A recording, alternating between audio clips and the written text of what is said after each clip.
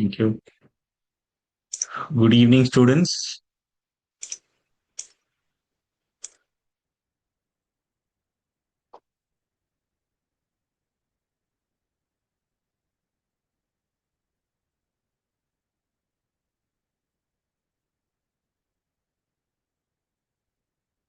Yes, good evening. Good evening, Shamli. Good evening, Mr. Navin.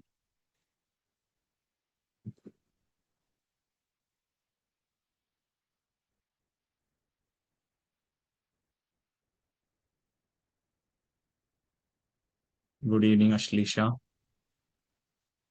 Yes, Kolti Anil. Good evening very much. Yes, hi, Adil Kiran. Good evening. Nice. We wish you all a very happy Dhanteras. Today is a very auspicious day, and Dhan is wealth, and knowledge is wealth for us. And we are here to discuss on a knowledgeable session. So this is also a celebration of Dhanteras. Whether we do something or no, we are sharing our knowledge. We are enriching our knowledge. Knowledge is also wealth. Wealth is what is very relevant, and I'm really happy to see the students who have taken up time and joined on this day also. I'm really happy. Very nice seeing all the old students. Good evening. Yes. Hi. Good evening, Mr. Linga. Yes, happy Diwali to you too. Before that, happy Dhanteras. Then Diwali will be on the 21st or 22nd, as the date may come up. Nice. Good to see a lot of students joining in. So today's topic is a very good topic on registration. Yes, happy Dhanteras, Miss Shamli. Today's topic is a very light topic, I would say, like the input tax credit or exemptions, which were heavy topics. Today we have a very light topic. It's simply Dhanteras. It is simply registration. Yes, I'll take up the wishes of everyone. Happy Dhanteras to you too, Miss Prerna. Nice to see you all. So yes, let's get into the topic on registration. So I'm sorry, I think last there was a session which was scheduled on the Thursday, but unfortunately I couldn't take up due to some urgency. So we have the registration topic starting on this auspicious day. So that's a good symbol. Um, Now, registration, why do I say it's a light topic? Because it's very easy to understand, not very difficult. There's no technical pointers like we have in ITC that each point is important. You have to remember the sections and etc. Here, you may not have to remember the various sections. Very few sections are here. Subsections is definitely not to be remembered. So main sections is what we will focus on. And the focus here will be that this will be a session for three duration. So it will take 3 days to complete it. So you know that when the sessions are long, we will really take our good pace so that every question is answered and every doubt has been resolved. We will understand the topic in nitty-gritty, like how a few students have said that, yes, sir, you take this classes very calmly. Yes, because thanks to the board of studies that I'm really grateful to them giving me the opportunity.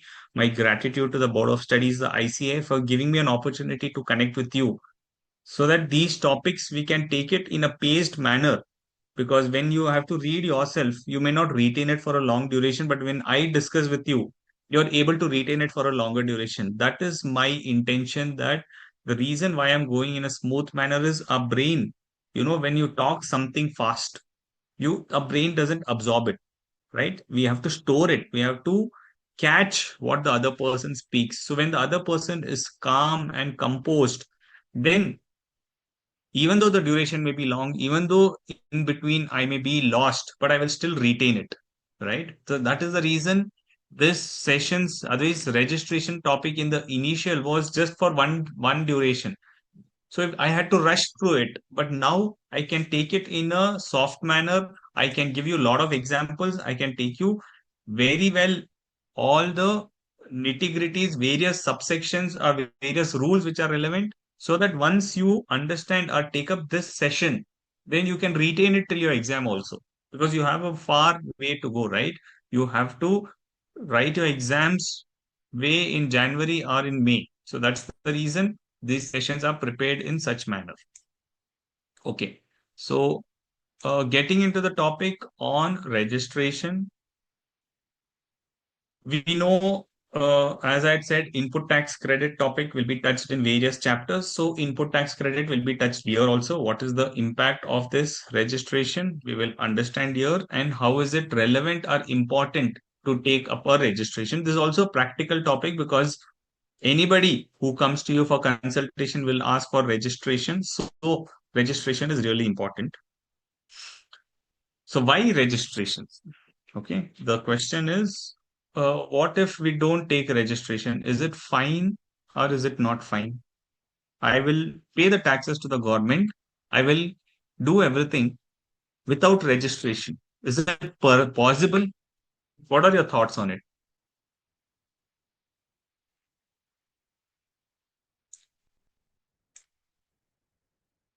Not possible, not fine at all. Okay.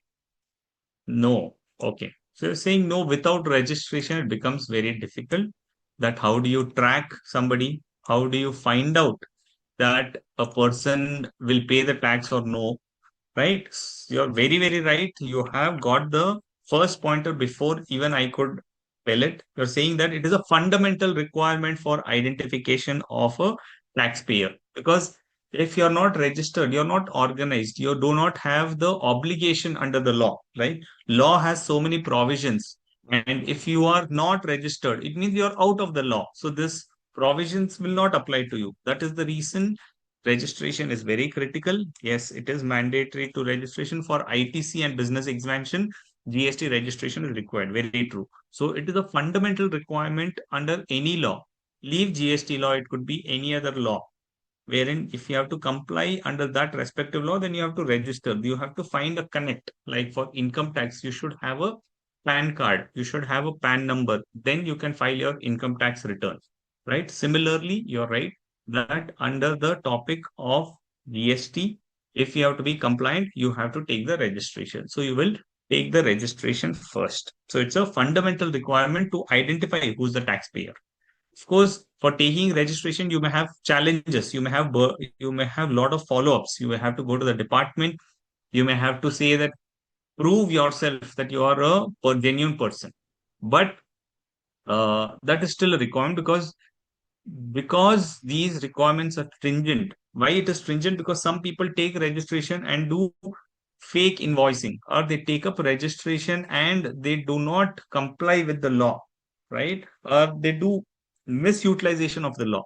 That is the reason that registration is very strict manner.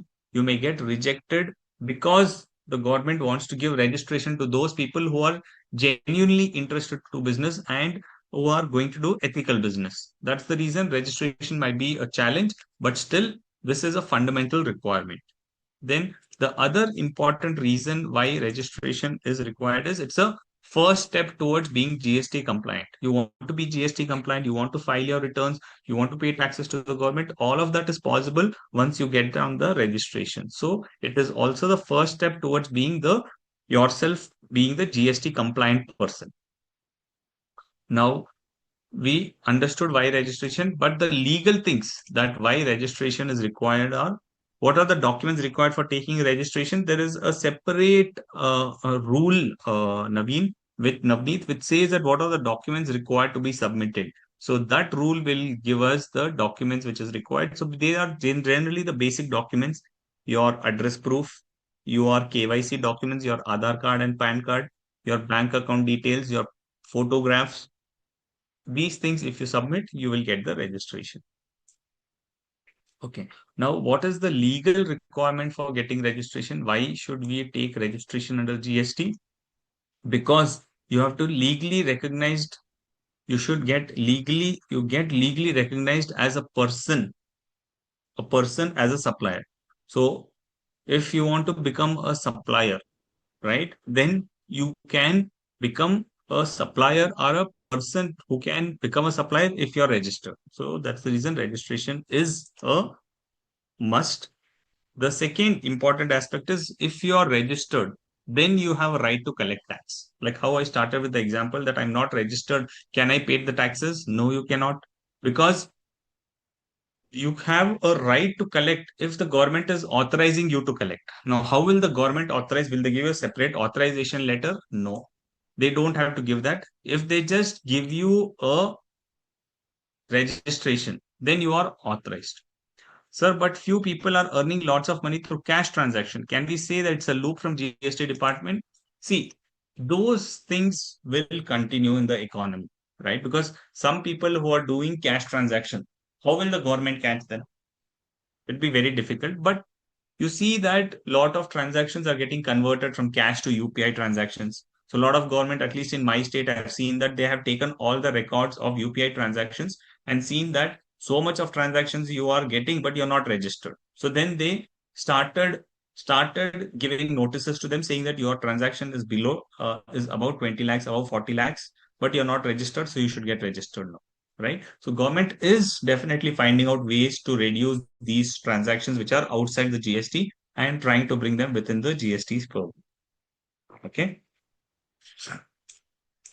So there is no separate authorization. Once you registered, you have a right to collect tax.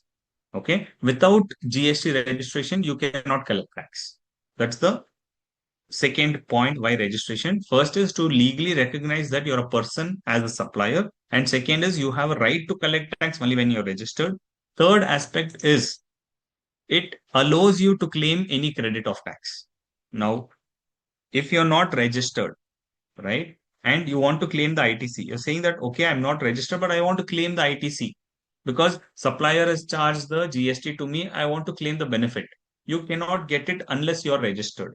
So registration is one criteria which gives the benefit to you that you can collect taxes from the customer and you can become a person to claim the input tax credit. So you can claim any credit, the ITC, full chapter, what you have read, right? A lengthiest procedures, the complicated procedures, all of this will be applicable to whom? It will be applicable to a person who is registered. If a person is not registered, then he cannot claim any of the ITC. Okay. So we understood that registration gives the power to you to collect the taxes, right? So before you have any question, I have a question. So does it mean that the person who is not registered, person is not registered, is he not liable to pay the taxes? You're talking about GST only, that a person who is not registered, is he not liable to pay the taxes then?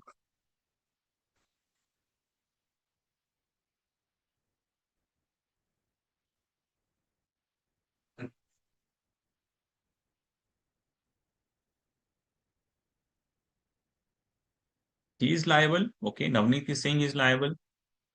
Harsha is saying he is still liable. Shamli is saying yes, still liable.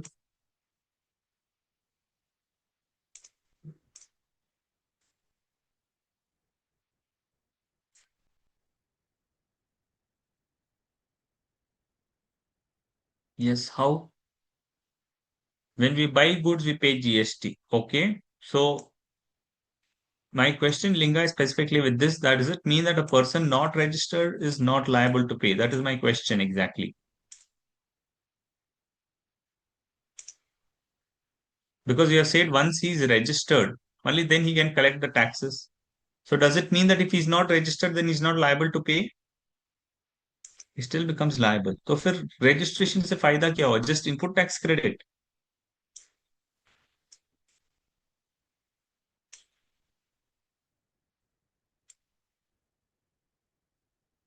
Liable but can't claim ITC. Okay, that's on the second point. But my question is on payment. It will be judged by the department based on turnover. By the time department gets to know, he would have made lot of sales. So I'm specifically asking a question. Does it mean that the person not registered is not liable to pay? Say a person is doing a turnover up to 10 lakh rupees. So there we know that the registration limit is there, no registration required. But then he crosses a limit of 40 lakh rupees. He's dealing in goods, he's crossing a limit of 40 lakh rupees. He's liable to register, he's not registered. Now, can he say that I'm not registered, so I'll not pay taxes to the government? Liable to pay tax on purchases who's registered. So yes, so person who's registered, he will sell him, he will pay taxes to him. That's all. So whatever he sells on that, he will not pay any taxes. Then Divya, not registered, still liable to pay tax. Oh, okay. He has an obligation to get registration and pay tax, but he is not registered. Yeah, what you're saying is definitely right that he has an obligation to get registered, but he is not registered because you can't force somebody to register. He's not registered. So then what happens?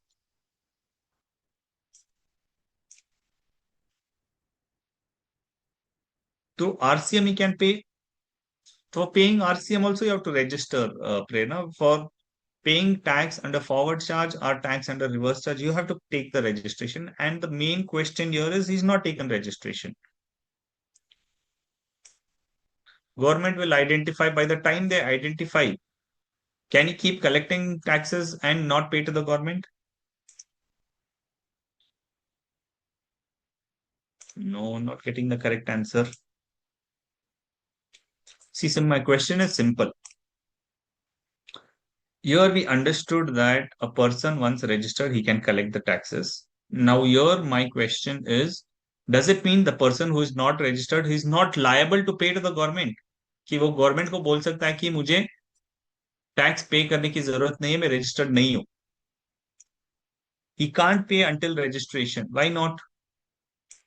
He can pay because government is ready to take taxes from anybody. So if you're not registered, they will say, okay, you pay the taxes to me. I will create your temporary registration and I will collect taxes from you if you're ready to pay. Most of the people are not ready to pay. If they're not registered, they will say, no, I will not pay the taxes at all. At all. But you, in your case, you're saying he is ready to pay. If he is ready to pay, good. But the moot question is, how will he be liable to pay, first of all? Whether he will pay or no. Is there a liability on him to pay if he is not registered? Okay, so everybody's given you an answer. I will tell you what is the appropriate method or what is the difference here.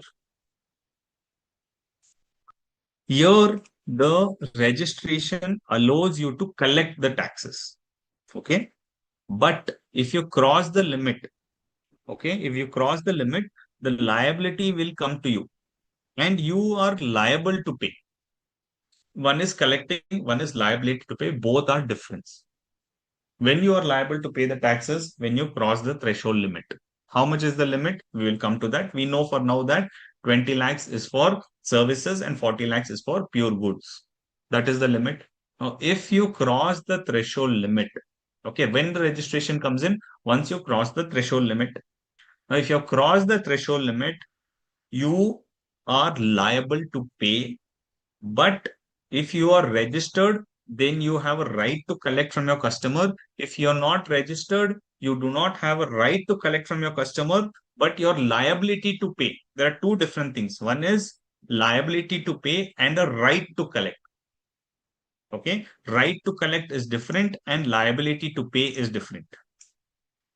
Okay. Liability to pay and other aspect is right to collect. These two are different things. Okay. The liability to pay is different and the right to collect is different. I'll keep this down. You see the answer for this. Then you will understand.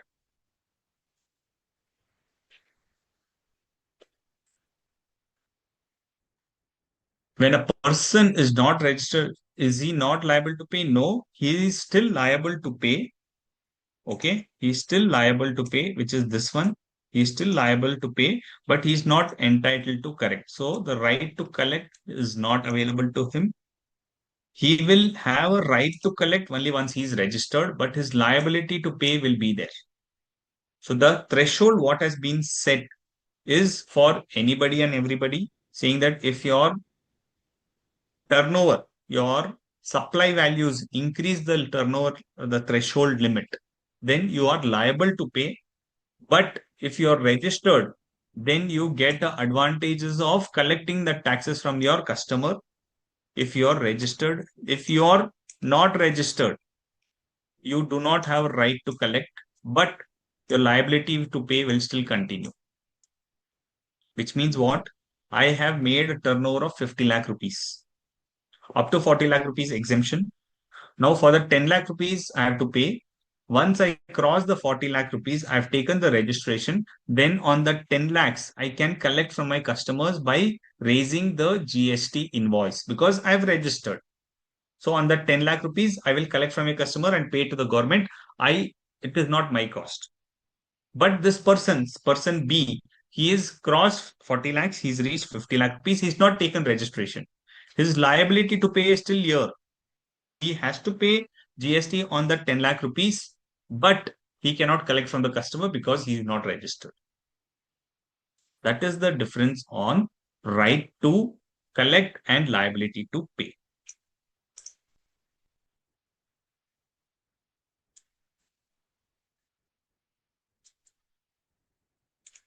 Clear on this?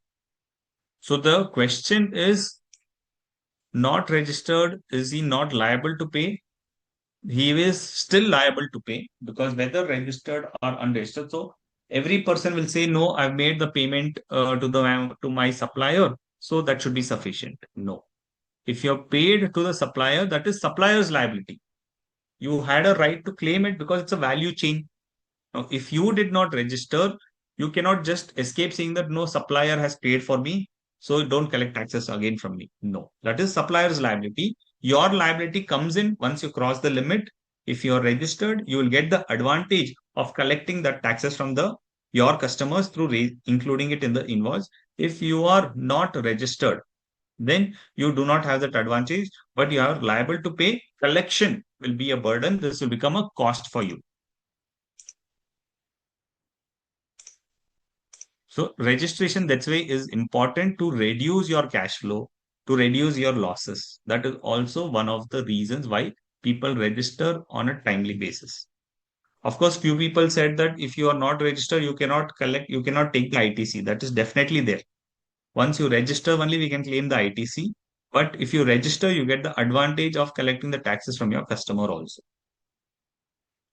If you're not registered, you do not have a right to collect anything from your customer because, as I said, registration gives a right to you to collect the taxes. Without registration, you do not have a right to collect because taxes is not yours. It is the government's. You are only holding it on a specified time until the return period comes in. Government is giving a right to collect taxes from your customers, but that is not your money. You have to ultimately deposit it to the government, right? From one hand, you take it, you have to pay to the government if you are registered, right? If you're not registered, you just keep collecting and not paying. So that is incorrect, right? You're using the government's name and collecting taxes, but not paying it. That is not acceptable.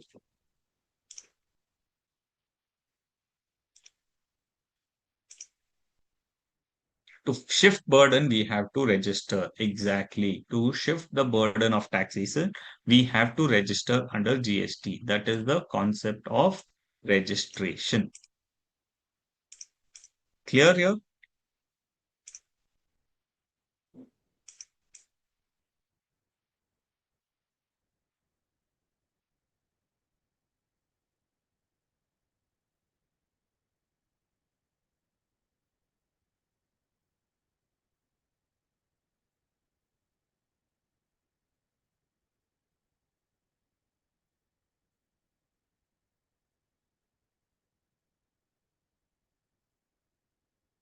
Consultant.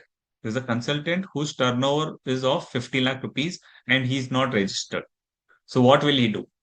For this exam, same example I've used, but okay, let me see how do you answer this. If you understood the first part, you will answer this correctly.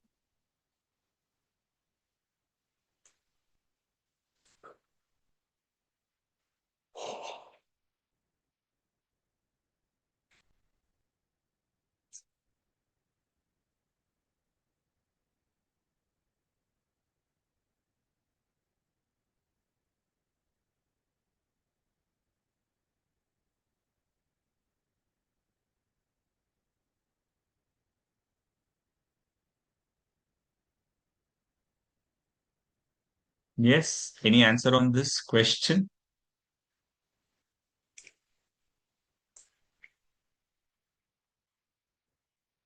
He will pay GST under Section 9. Okay. On what value, Ashlesha? He is liable to pay tax on 10 lakhs, but not have a right to collect. Right, Adil? 50 lakhs. Oh my God. Okay. But there is a threshold limit, no, Ashlisha. Uska kya karega fir? So you're saying that benefit will not be available to him? He may give interest with 50 lakh rupees. Okay. Not right. Okay. Aditya, that's your view. He will simply pay tax on inputs and he cannot collect taxes from the output. Okay, he will pay taxes on the input and on his output, he will not be having a right to collect. Okay, that's the correct answer. But uh, will he pay taxes on his output or no? He's liable to pay tax on it under Section 9 on 10 lakhs, but not entitled to collect from the customers. Very true. Yes.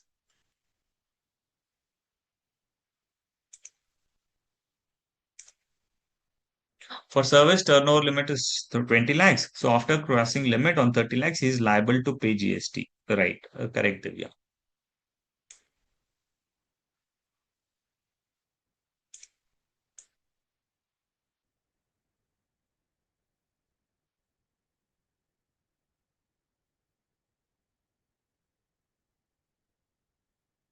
He should get registered to get the benefit of registration. But if he doesn't take the registration, then he shall not have legal right to collect tax, right? So in this case, he is liable to pay tax under Section 9. Correct, Shamli, but on what value? On the full 50 lakh rupees?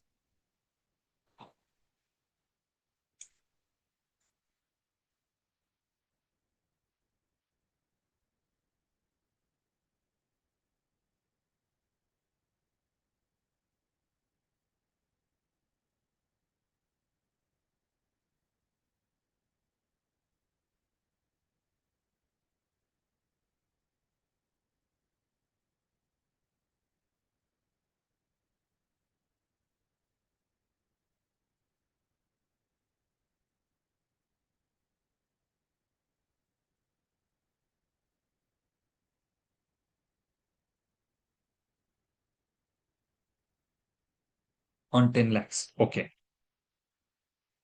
right. So most of you have understood that yes, if he's a consultant, firstly, a consultant will deal in services. So his limit will be 20 lakh rupees generally, because here they have not mentioned any state, neither mention what it is. But from we can know from question that he's a consultant. Consultant will provide services. The limit is 20 lakh rupees, right? So if he is providing turnover of 50 lakh, 20 lakh is a threshold which will be applicable to everybody. So even for him, it will be applicable. So on the balance of 30 lakhs, 50 minus 20, on the 30 lakhs, okay, he's still not registered. So on 30 lakhs, say GST rate is 18%. 30 lakhs into 18%, he will pay to the government. He will not be able to collect it from the customers because he's not registered, and any purchases he's making to provide these services. Okay, suppose he's taken a commercial property on rent, he will not get the input tax credit. That will also become a cost to him. Okay, so two disadvantages: if you do not register your ITC, also you will not get it, and the tax on the output also you cannot collect from the customer if you are not registered. If you register, then both of these advantages is available to you.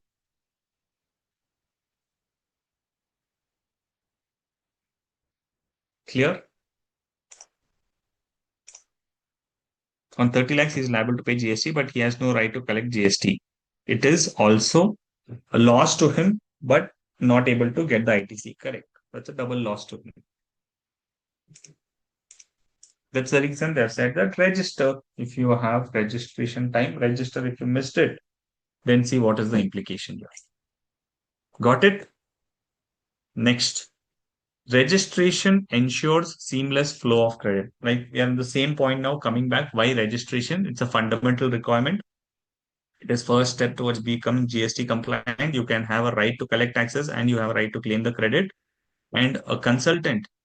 And fourth point is registration ensures seamless flow of credit. So once you are registered, then you can give the credit to the customer. Otherwise, if you're not registered and you have to pay, in our example, say on the 50 lakhs, 30 lakhs, you have to pay to the government, you have to just pay it. Okay. And the customer also will not get the credit. But if you're registered, then you will pay the taxes and that will actually be claimable by your customer. So if you do the right thing, then the credit can be passed on. If not, the input tax credit cannot be passed on. Okay. Registration. Next point you have to ensure is how the registration is given. Registration is PAN-based registration, which means one registration for all taxes. So we know that CGST, SGST, IGST, cess, or in case of a union territory, you have CGST and UTGST, right? So these registration is PAN based. PAN you get for one company, you have 100 branches. Still your PAN will be one, correct? Do you have any doubt on PAN? Because if you have doubts on PAN, then you will have a doubt on registration also.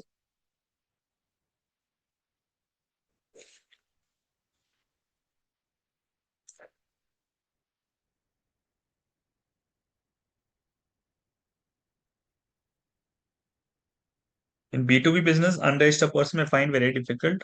Yeah. So why should a person be unregistered in a B2B transaction?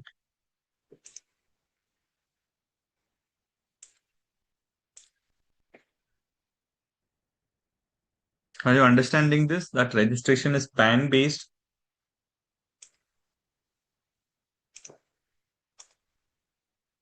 Permanent account number is PAN, right? That is correct. Permanent account number is PAN.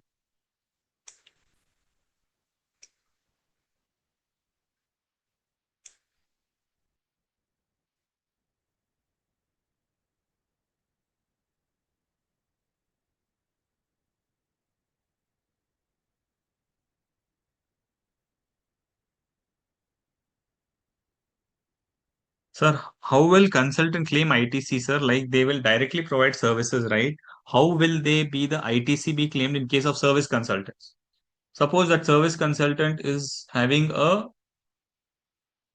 rented premises. On the rented premises, the landlord is charging GST.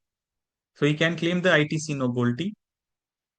Such expenses, other expenses, he's bought some stationery, he's bought furnitures for his office. On all of that, he can claim the credit. So that is how a service provider will also have a credit.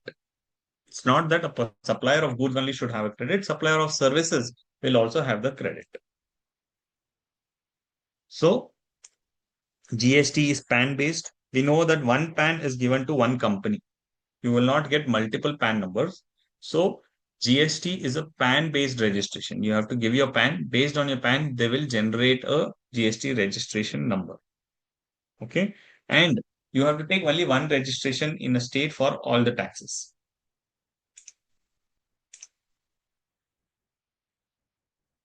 Land is required to TAN, sir. Land is required for TAN. So TAN number, are you saying TAN number? For TAN number, land is not required. You have to give them the sufficient documents that will be done.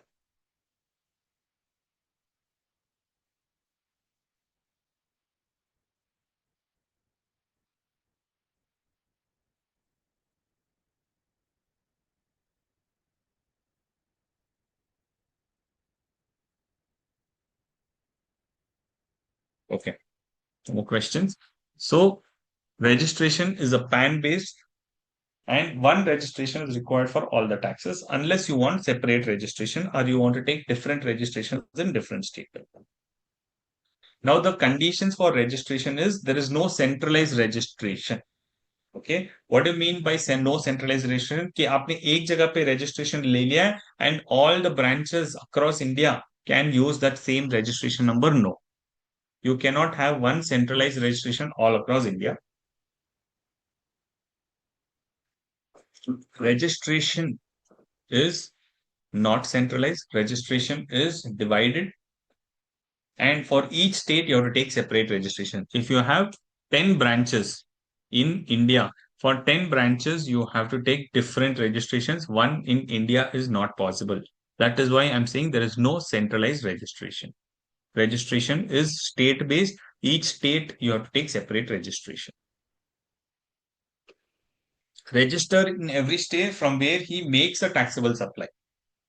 From where you are making a taxable supply, there you have to take registration. And not from the place where you are supplying it to. Suppose मैं कर्नाटका में बैठा हूँ. From Karnataka, let me take the question. Why it cannot be centralized like PAN? Because each state, whenever you do any intra-state transaction, Kuldeep, 50% revenue goes to the central government, 50% goes to the state government. That is how, when you do intra-state sale, you charge what? CGST and SGST. Correct? That CGST goes to the central government and that SGST goes to the state government. Now, if you have one registration and you are supplying from, say, Maharashtra also and supplying from Karnataka also, तो control कहाँ रहेगा कि that Maharashtra का GST I have to send it to Maharashtra and Karnataka I have to send it to Karnataka. That becomes a hopscotch. That's the reason they've said for each state take separate registration. So whatever SGST portion is there, that will go to that state from where you're taking a registration. Okay. Register in every state from where you're making a taxable supply. Okay. Here, the term what is used is very important, that you have to register in every state. In every state from where you're making a taxable supply. And what is taxable supply? We'll see the definition, but for simple understanding, supply on which tax is payable is a taxable supply. And some supplies we don't pay taxes because they are non-taxable supplies, which are like exempted, like vegetables. If you buy vegetables, do you pay GST? No, because they are non-taxable, which means they are exempted supply. So if you're making any exempted supply, then in that state you do not have to register, but register in every state from where you make a taxable supply. Okay. Example. Taxable turnover in Karnataka is 10 lakh rupees and taxable turnover in Maharashtra is 30 lakh rupees. Aggregate turnover is 40 lakh rupees. So we've said that we have to see the total turnover. We don't have to see individual states turnover. For registration, we have to see the aggregate turnover. Aggregate turnover is total turnover for the PAN number across India. Now, across India, his turnover is 40 lakhs. So where will he register? Will he register in Karnataka or will he register in Maharashtra or he will register in both? Yeah, fourth option is he will not register in both the states.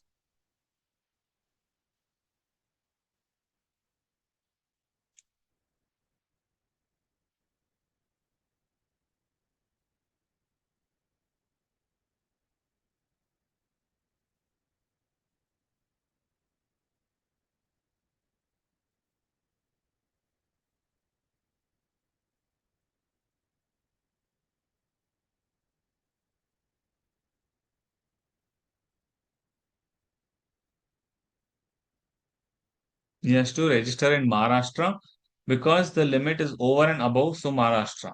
Okay. Gold is saying Maharashtra. Divya is saying Karnataka. Why Karnataka? Karnataka Ashlesha. Shamli is also saying Karnataka because he's making a taxable supply. Right. You got it correctly. You have to take registration only from that place where you're making a taxable supply.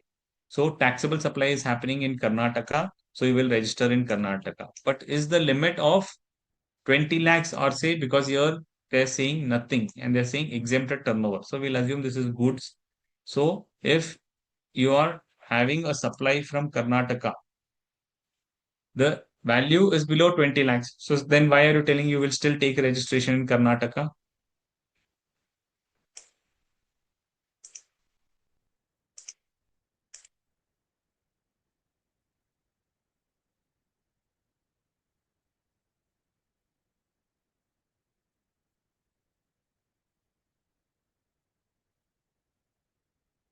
Okay. Most of you are now coming up with the correct answer that you will register in Karnataka. We have to consider aggregate value for registration. Correct. Very true, madam.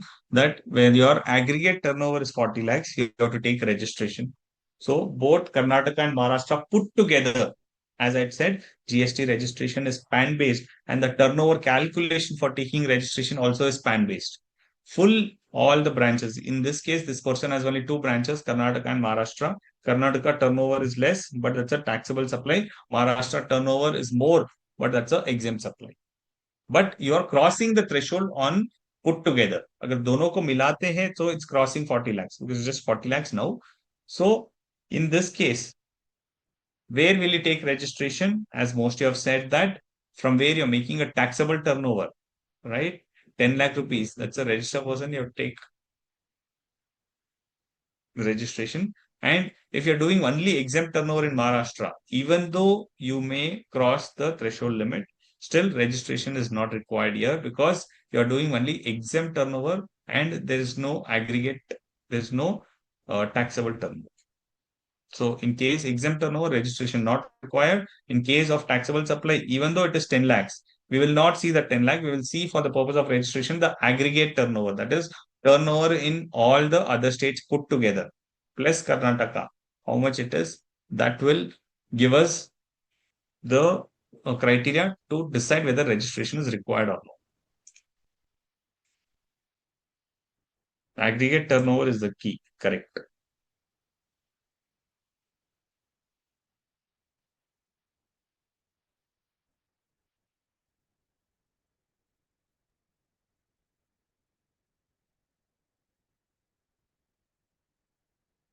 Repeat in brief Kuldeep ये बोलना चाहता हूं कि अगर कर्नाटका में limit से कम है फिर भी यहाँ पे रजिस्ट्रेशन जरूरत पड़ेगा क्योंकि हम रजिस्ट्रेशन के लिए सिर्फ कर्नाटका का टर्नओवर नहीं देखेंगे हम एग्रीगेट टर्नओवर देखेंगे एग्रीगेट टर्नओवर 40 लाख हो गया है तो इसका मतलब आपको रजिस्ट्रेशन लेने की जरूरत पड़ेगी तो फिर कहाँ पे लेंगे कर्नाटका में लेंगे हाँ क्यों लेंगे क्योंकि वहां पे आप टैक्सेबल टर्नओवर कर रहे हो और महाराष्ट्र में लेंगे नहीं लेंगे क्यों वहां पे आप एग्जाम टर्नओवर कर रहे हो और हमने अभी पढ़ा ना कि जहां पर भी आप टैक्सेबल सप्लाई करते हो वहां से आपको रजिस्ट्रेशन लेना है ठीक है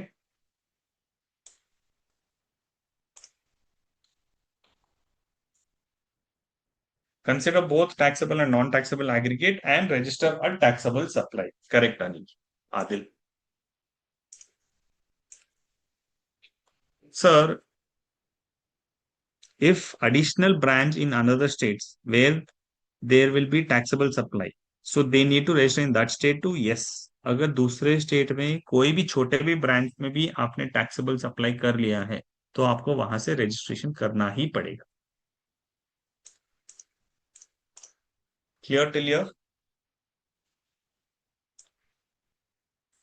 which would imply that no registration is required in a state if he is not making any taxable supply in that state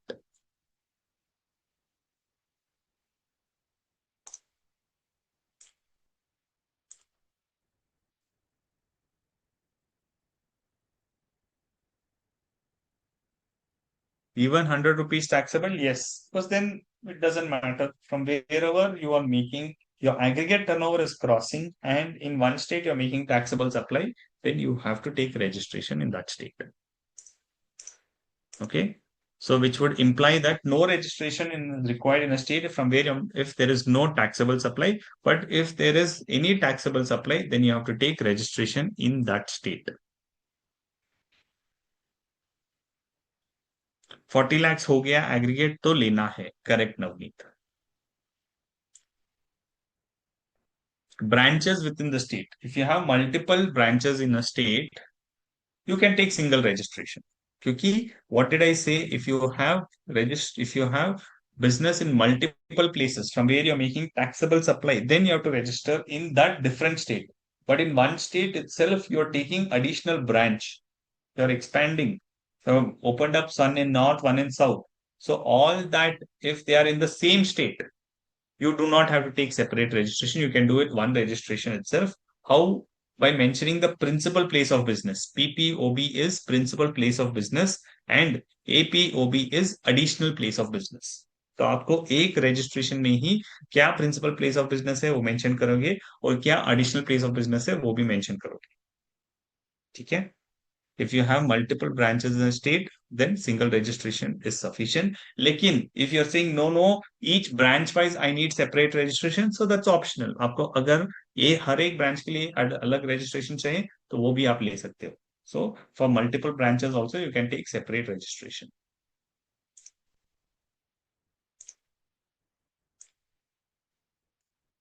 In case person is making exempt supply in one state and also in another state, I didn't get you. If a person is making exempt supply in one state, also in another state, so another state also exempt, but his aggregate turnover is crossing 50 lakhs, is he still exempt from registration? You tell me. He's crossed the limit and he's opened two branches. From both the branches, he's making exempt supply. So is he liable to register in both the states, or in one state, or none of the states?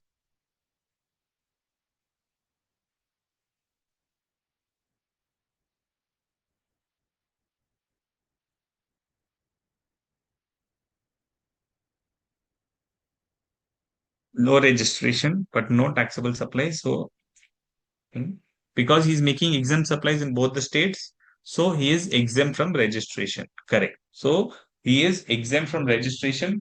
Even if he crosses the aggregate turnover, he has branches in two states, still registration is not compulsory because each state his turnover is below the aggregate turnover. His total turnover is more, but he's making exempt supply. That's why registration is not required.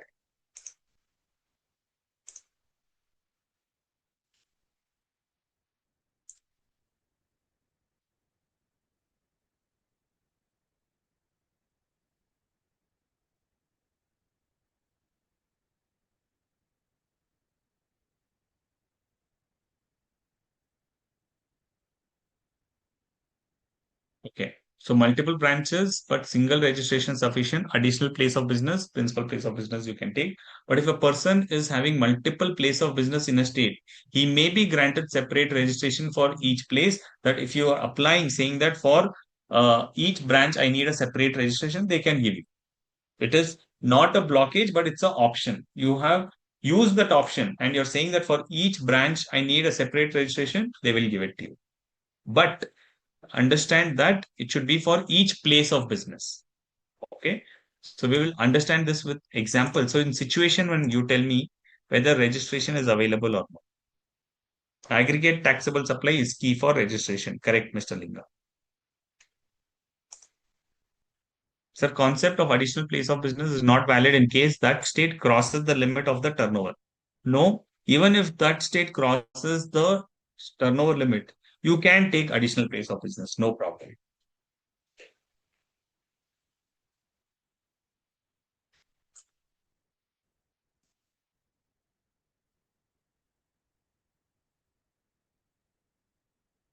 Situation one is you have a business. You have a business in state one. Both of this in one state itself. In scenario one, business one is you're doing IT software services. Second business is you're providing employee training services. The location is common office. So the question is, you have taken registration for business one. Will you be able to take separate registration for business two?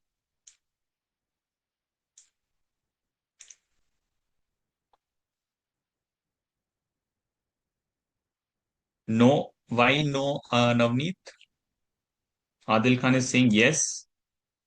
Common office, so same registration, Prerna. Okay. But he wants separate registration. Can he get it? No. So लगता है सब लोगों ने answer देख लिया है.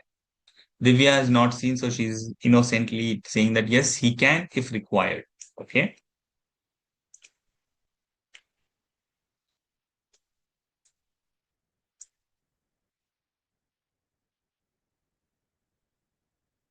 Cannot? No. Because it tends to reduce slab. No, that doesn't matter. No single registration place of business is same, right? So in first case, separate registration is not possible since the business are operating from a common location. The requirement of additional place of business saying that if your you'll be granted separate registration for each place of business, but यहाँ पे तो place of business एक ही है, so you'll not get separate registration. Say second example, business one is hotel, business two is also hotel. There are separate locations. So you want to take two separate registrations. Will they give it? Yes. Separate registration here is possible since businesses are located at different locations. अगर different locations में रहेंगे तो आपको separate registration मिल सकता है. Got it? Sir, I have a question. If a person's GST is cancelled by department for non-compliance, then can he get another GST on the same time? Yes, he can get it. But the officer will check the past record saying that why was his registration cancelled? If there are some dues, then they will collect it and then give you the registration. Separate registration के लिए separate office required? Yes, it is required, Adil, because it says that you will get granted separate registration for each place of business. तो आपको अलग place of business होगा, तब आपको registration मिलेगा. If it takes two registration, the turnover limit will be considered twice. No, turnover limit will be considered same itself. What is there for them to consider turnover limit then? First is turnover limit is the limit to see the registration. Once you're registered, then you don't have to see the limit. Okay.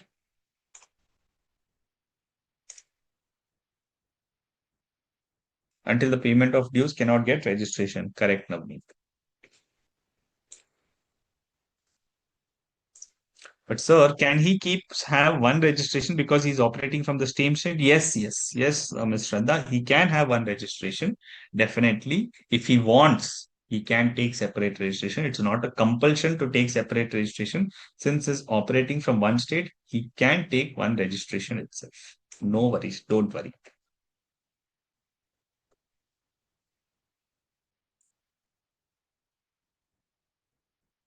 In this principal and additional, so you can take one principal place of business and one additional. ऐसा नहीं कि कौन सा principal कौन सा additional. That is for the registered person to decide which one he wants principal and which one he wants additional place of business. If holding and subsidiary company having separate same registered office with different PAN, then place is same? No. So if they have different PAN, because holding will have a different PAN, subsidiary will have a different PAN, right? Since they are both having separate PAN, and why they will have separate PAN? Because both of their business is different. Both of their private limited are different. So if they are two different companies, then they will have separate registration.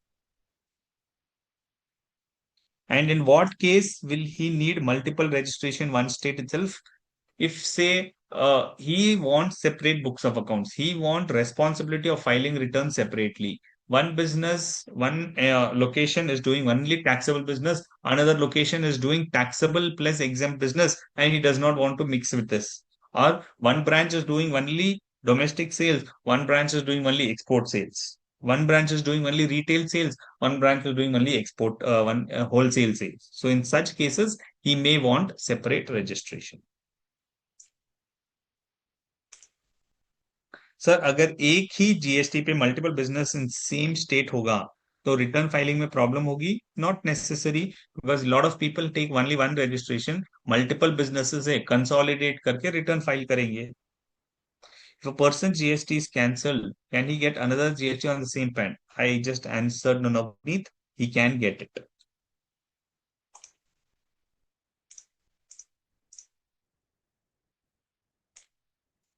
ठीक है so understood that common office, separate registration not possible. Separate locations, but same business, still separate registration is possible. कि इसको इस hotel का registration इस hotel को नहीं चाहिए, so that's why you are distinguishing it possible.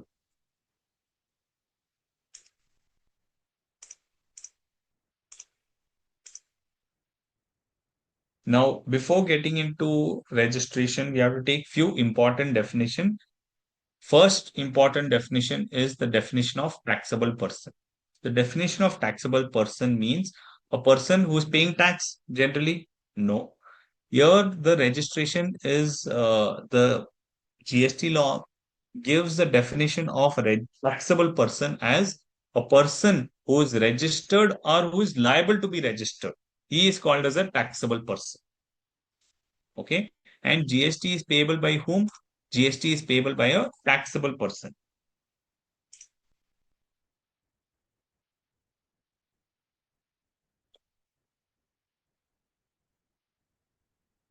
Okay.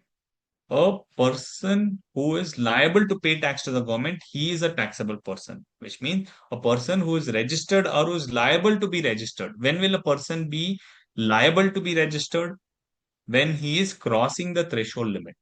अगर उसका टर्नओवर 20 lakhs है और क्रॉस हो गया है, he is also a taxable person because he is liable to pay the tax. और दूसरे बंदे ने 20 lakhs क्रॉस कर दिया, उसने registration ले लिया है. So then that person will be called as a registered person. The first person will be called as a taxable person, but the definition of taxable person says a person who is registered or liable to be registered. So taxable supply will have two people under it. One will be a person who is already registered, and second is a person who is liable to be registered. He will be a taxable person. Both these persons will be taxable persons only. Voluntary registration, he is also a taxable person, right, Ashlisha? Because it says a person registered. A person can be registered voluntarily or because of obligation. He is a registered person. And a person who is liable to be registered, मतलब उसने registration लिया नहीं है, but he's crossed the limit. He is a person who is called as a person liable to be registered. दोनों का हम मिला के क्या कहेंगे? That they are taxable persons. Separate location means both needs to have different factory gate, can not necessarily different factory gate. It should be in a different premises. Or within premises, अगर different gates है, then you can say the property demarcation is different. You can take separate registration. Can we take separate registration for supply to SEZ within the state if we have separate locations in single state? Yes, you can. One entity will supply domestically, one entity or one registration will supply to SEZ. So you can take two separate registration, definitely. Sir, liable to be registered means he has crossed his turnover, but he is not registered. Correct. Correct. Exactly right. Okay. So that is the definition of taxable person. So if you see the easier method, taxable person means a person who is registered either through the threshold limit or voluntary registration, but somehow he's taken the registration. So once he is registered, he is a registered person and he is also a taxable person. Okay. मतलब जो भी tax उसको आएंगे that he has to pay to the government, he's a taxable person. So first is taxable person is means a person who is registered either voluntary or because he's crossed the threshold. So that person is a taxable person. Second, a unregistered person who is liable to be registered, he is also a taxable person. Okay, so taxable person includes two categories: a person who is registered and a person who is liable to be registered. Okay, so which means that what? Which means simply that taxable person में एक category of people is outside. Taxable person does not include who? You tell me.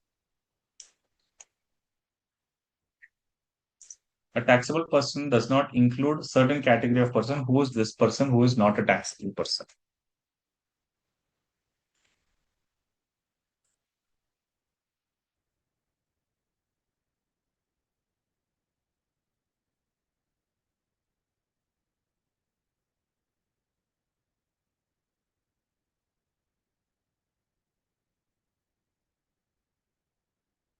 Correct. Who is not registered and who is not liable for registration, who is not crossed the turnover, right? Who shall not include, yeah, two category आ जाएंगे.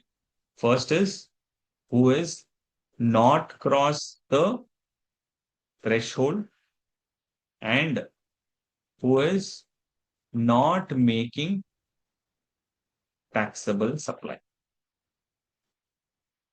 So these are the two category of people who will not be a taxable person.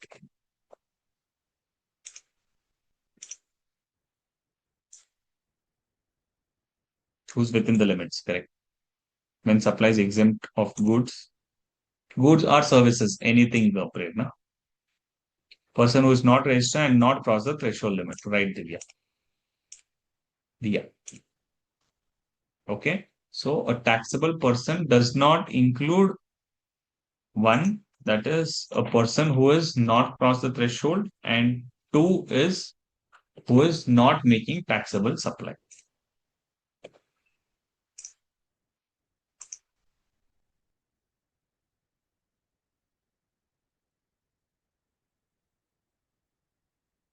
नहीं, limit अलग होती है goods और services के लिए नवनीत। हम आगे देखेंगे कि लिमिट क्या है थ्रेशोल्ड में, तब आप देखोगे कि गुड्स के लिए अलग है और सर्विसेज के लिए अलग थ्रेशोल्ड लिमिट है।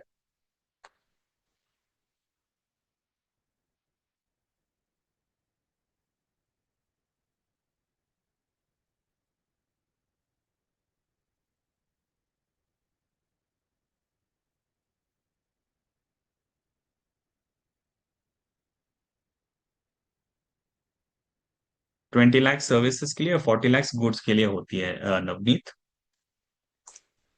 ठीक है।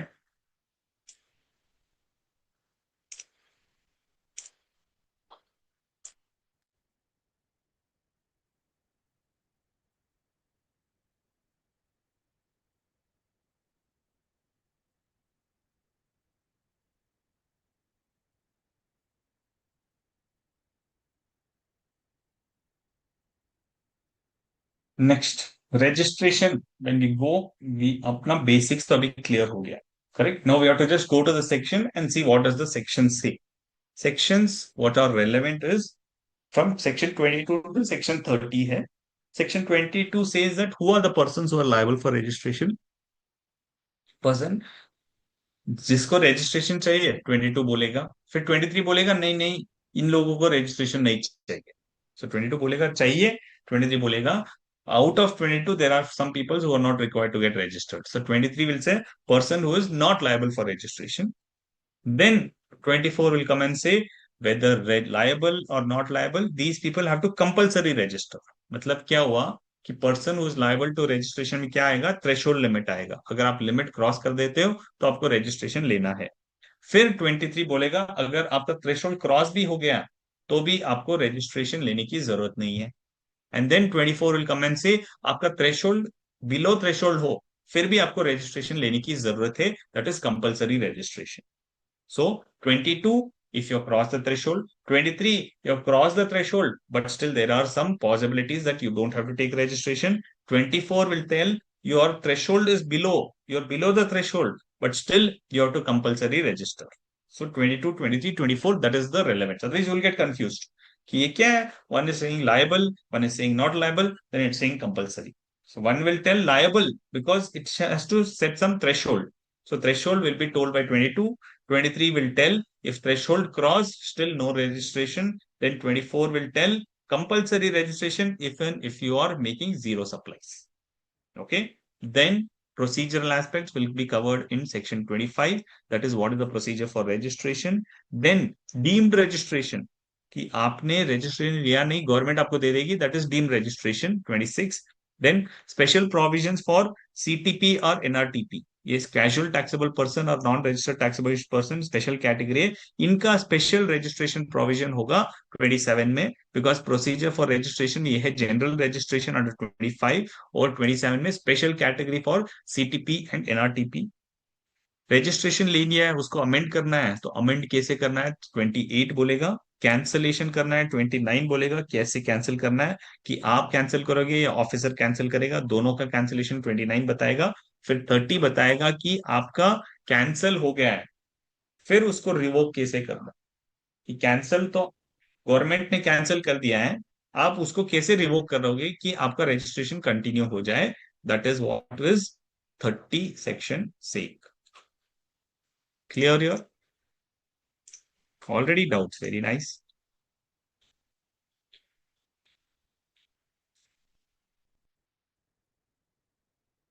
clear। ठीक है, let's go to the next aspect। So we'll start with section 22, which is the first section। So this is what we will cover in the registration chapter. Awesome, awesome, awesome. CTP case is for certain person and NRTP is for particular transaction. No, both are special category of people only. CTP means a casual taxable person. NRTP means non-registered taxable person. So both are person dependent only, Golti Anil. Section 22, which is the first section on registration, says that every supplier of goods or services or both is required to obtain registration.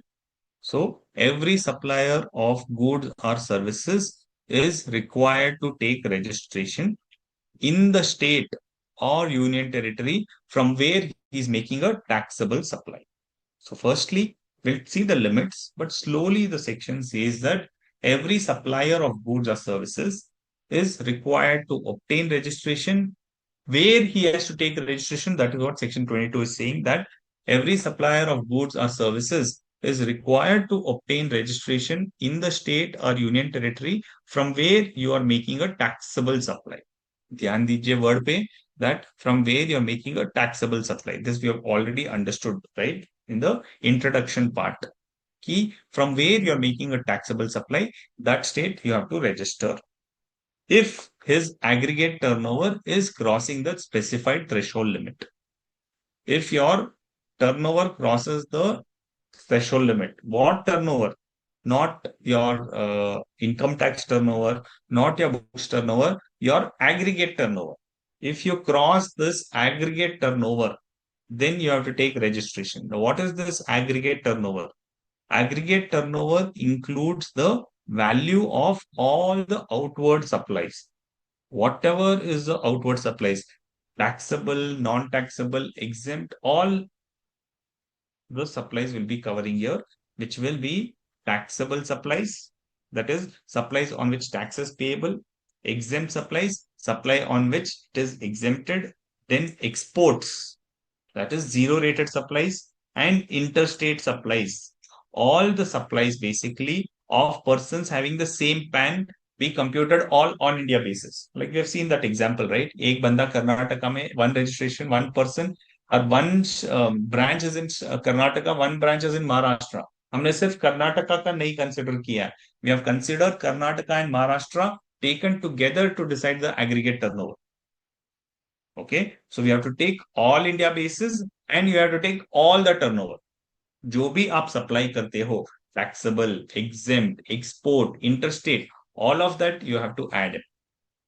That will be the value of your total outward supplies. Okay, so that is your aggregate turnover कि आपके total turnover ले लोगे and you will exclude, you will reduce. What you will reduce? जो आप cell करोगे उसके ऊपर taxes भी कलेक्ट करोगे, but that taxes need not be included. So you will always exclude. So this is a plus symbol. This is all included, and this is a negative symbol. These things you will not include in your calculation of aggregate turnover. You will include value of all your outward supplies. You will exclude the CGST, SGST, UTGST, IGST, and cess. Whatever taxes are there under the GST law, that you will not add. Then value of inward supplies on which tax is payable under reverse charge. आपको reverse charge pay करना है, but still it is not your turnover. Okay, so value of inward supplies on which tax is payable under reverse charge is not to be added.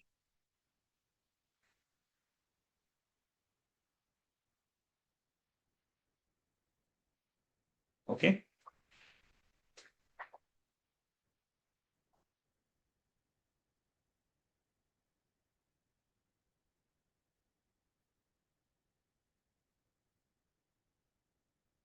Yes, only outward supplies is included. And if this aggregate turnover, what you do from this calculation, crosses 20 lakhs or 10 lakhs for special category states, then you have to take registration. That's the normal provision. 20 lakhs for normal state and 10 lakhs for special category state. What are these special category states? They are TNMM states. Matlab Tripura, Nagaland, 3 for Tripura, N for Nagaland, M for Mizoram, and M for Manipur.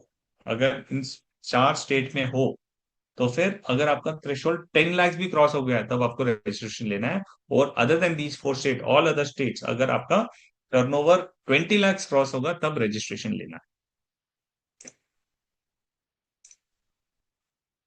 Intra-firm transaction turnover limit should be considered. Yes, because intra-firm transaction, very, very smart question, Diya. Yeah. That if you're doing any interstate or if you're doing any inter-branch transaction or inter-firm transaction, that is also a supply, because under Section 7, any transfer of goods, any supply of services from one branch to another, that is also a supply. So that will become a taxable supply. And that is also to be included, because we say that all the taxable supplies has to be included. So you will include that also.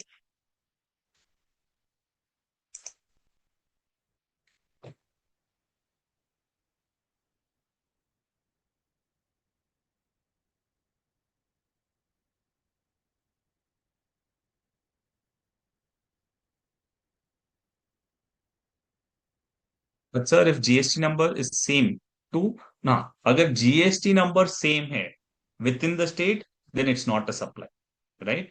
Agar GST alag hai within the state, then it's a supply. If one GST registration and multiple states in and multiple locations, then it's not a supply. Good.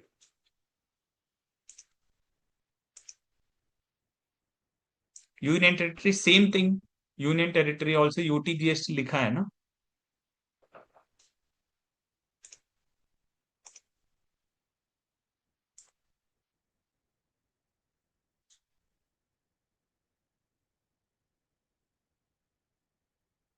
Clear?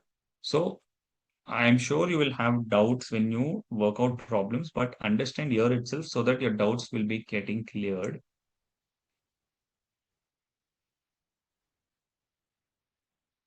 That aggregate turnover is very important.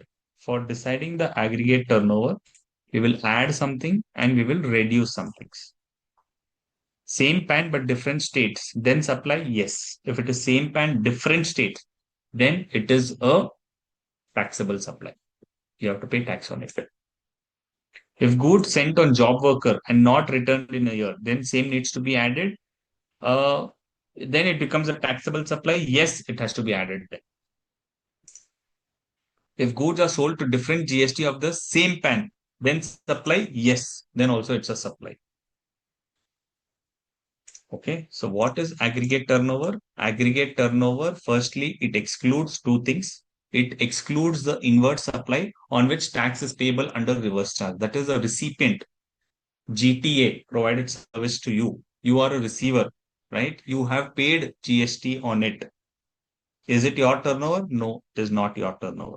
So GTA recipient paying RCM will not be included in his turnover, but it will be included in whose turnover then? It will be included in the supplier's turnover. Because supplier is supplying it, it will be included in his turnover. Second, aggregate turnover excludes the element of CGST, SGST, UTGST, ITG, IGST, and compensation tax. So these two components are to be excluded. What is to be included? Aggregate turnover to include turnover of all the branches, that is all GST registered turnover, value of exported goods or services, exempted goods and services, interstate supplies between distinct person with same pan is again to be included. And all your queries have been resolved here. Key, agar aggregate turnover will be with one registration, separate branches. So they are not distinct person then. So that turnover should not be included. Multiple branches, multiple registration, then they are distinct persons, then it will be included. And registration in one state, another state, no registration, interstate transfer you're doing, then that is also to be included because that is also distinct person. Okay. Then aggregate turnover to include all supplies made by a taxable person, whether on his own account or whether paid on his on behalf of all his principals. That also has to be included. Okay. So this is the definition of aggregate turnover.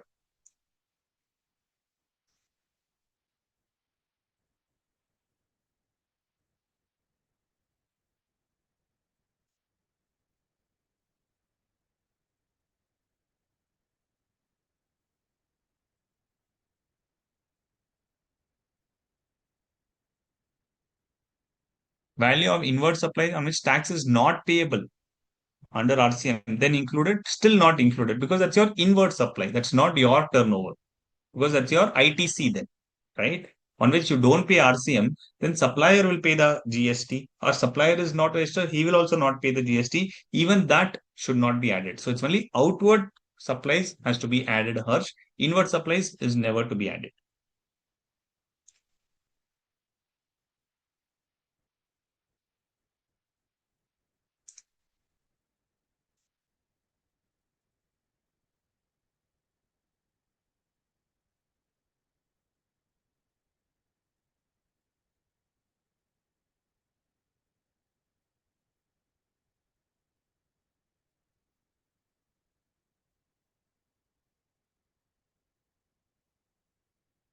Clear?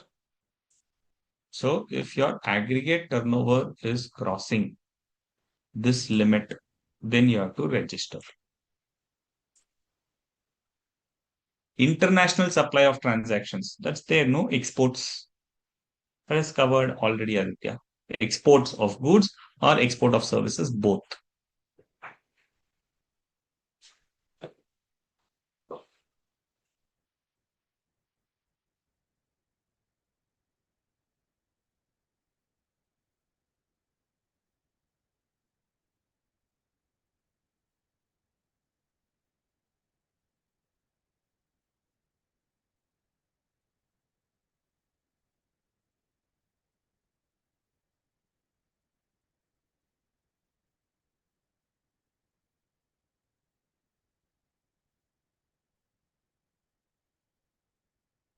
Can we register in other countries?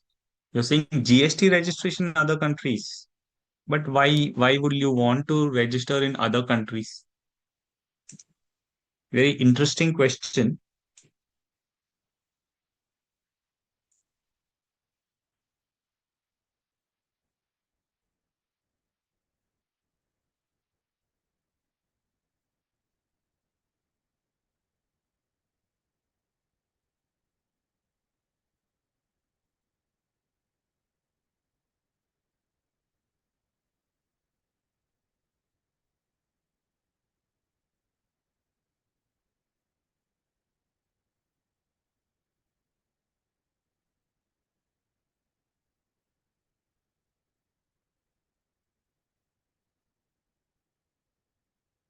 Not clear on RCM. Sir, the same thing, Kuldeep, what we are excluding here, right? The second point, value of inward supplies on which taxable under RCM, that has to be excluded, is what I'm saying. So in case we have unit in Africa, we can take registration, right? You will have to take registration in Africa, not the GST registration of India over there, right?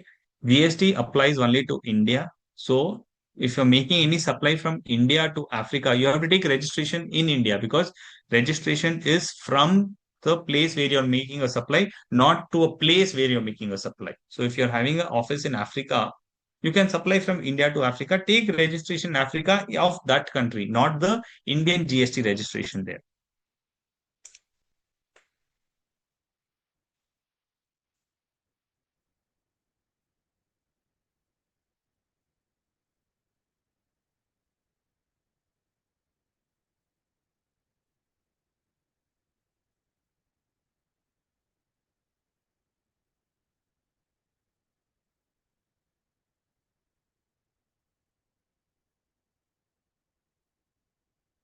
Sir, if I made a supply of rupees 10,000 plus other tax 20,000 rupees and GST is 18,000, then turnover will be 1,20,000.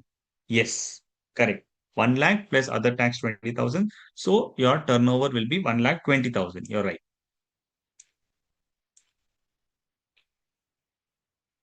Outward supply coming under RCM is included in aggregate turnover. No, outward supply coming under RCM is included in the aggregate turnover of the supplier. I'll take an example, then you'll understand it.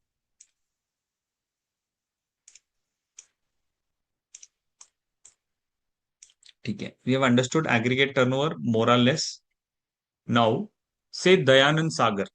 Dayanand Sagar is providing legal services to Azim Premji for rupees 30 lakhs. Who is Dayanand Sagar? He is an advocate and he is providing legal services. He is providing legal services to Azim Premji. So will Dayanand Sagar pay GST or Azim Premji will pay GST? And that's the first question. Second question is it will be included in whose turnover? Exactly your question, Prerna and Naveen. This is a reverse charge scenario. Who will pay the GST and in whose aggregate turnover this will be included?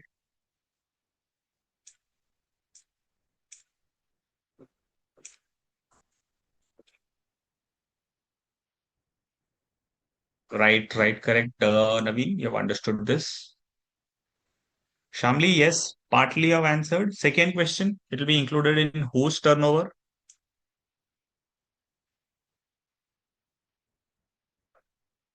I need everybody to answer. Two questions, so answer both. Because if you just mention one answer, I don't know which one you're answering.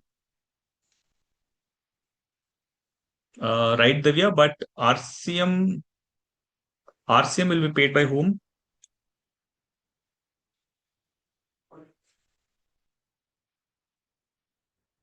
Right. Others?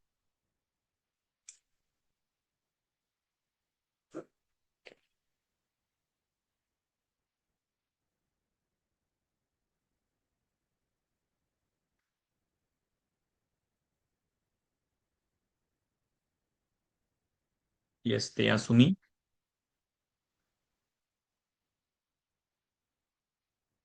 Right. Correct. Correct. So everyone is giving a correct answer. It is a service provided by Dayanand Sagar. So it will be included in the aggregate turnover of Dayanand Sagar, but tax will be paid by Azim Premji. Fine.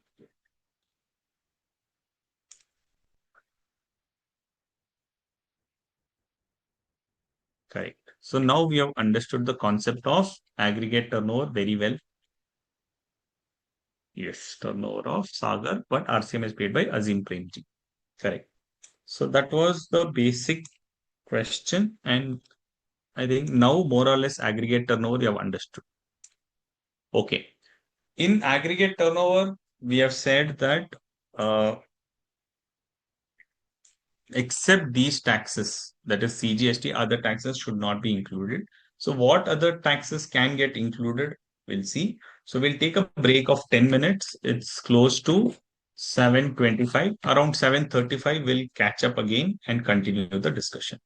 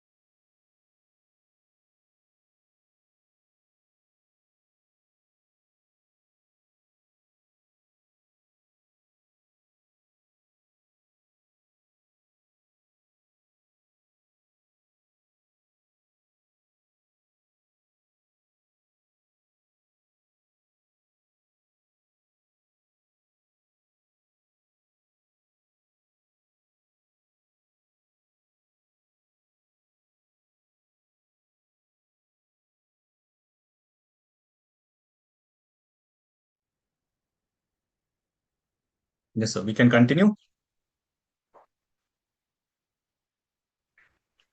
Okay. So we have understood aggregate turnover. Now let's proceed further. What does section 22 say? That apart from the taxes, what is to be excluded? That is CGST and SGST. How about TCS? Do you know what is TCS? In your income tax, you would have read the concept of TCS, and it is different from TDS. Okay. TCS and TDS are different. TDS is when the buyer deducts it. That is TDS. But when the buyer pays extra amount, that is TCS, right? Tax collected at source. I'm talking about income tax TCS. Yes. So if you're aware, that's nice. Yes. This full form everybody knows, but how it operates also you know, right?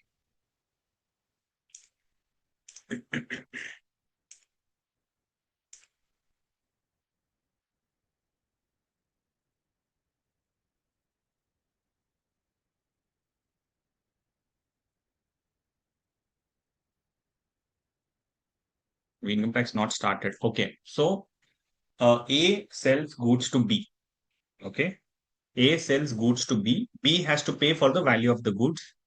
B will pay, A will say that in his invoice, 100 rupees is the value of the goods. You have to pay me 103.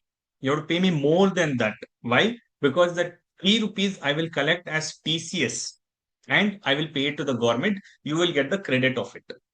That is called as TCS. In case of TDS, what happens? I provide services of 100 rupees.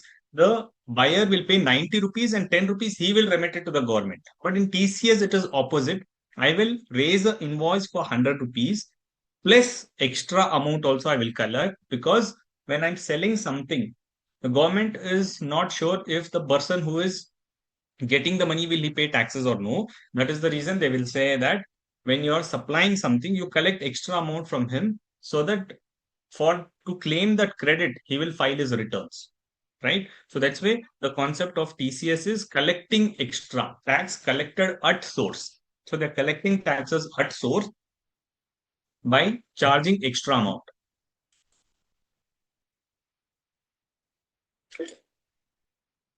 Okay. So this is not an income tax act class, just to understand how the TCS flows. Now, what did we say under the aggregate turnover? That any value collected in your invoice, you have raised invoice for 100 rupees, you have collected GST, and you have an obligation to collect TCS, so you have collected TCS also, right? In our aggregate turnover, we have said that anything other than this value of taxes, that is CGST, SGST, and IGST, anything else what we are collecting, we have to pay taxes on that. So the question came up whether TCS, which is being collected, on that should we charge GST? Because technically, yes, we have to.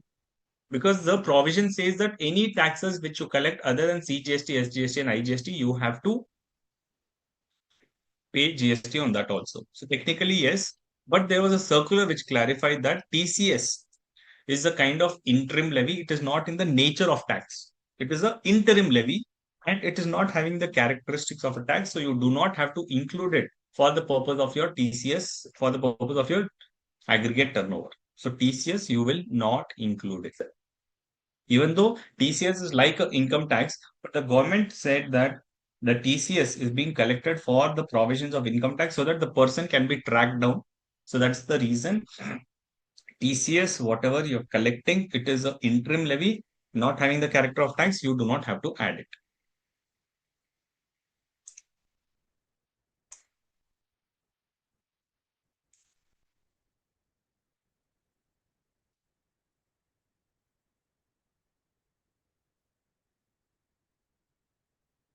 Yeah. TCS explanation on circular, say X supplied to Y. He supplied 10,000 worth of goods, plus he's charged 1,800 of GST, and he's collected 100 rupees. So 11,900 is the value. Technically, TCS is 100 rupees here. So Y will pay to X. How much will he pay? 11,900. But the aggregate turnover of X will be only 10,000 and not 10,100. Okay. Another example, X is registered under GST and he supplies services of renting to Y. Okay. He's providing renting services and he's saying that the rent is 10,000 rupees and I will collect 1,500 as municipal tax.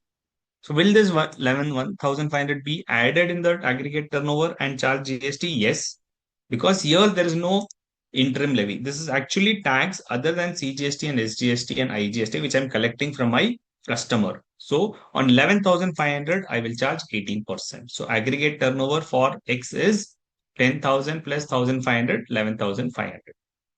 So did you understand the difference between this point and this point?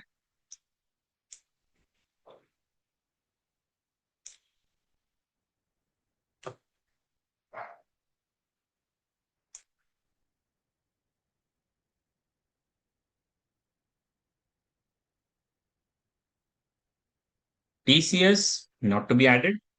Any other taxes you will add it. Awesome.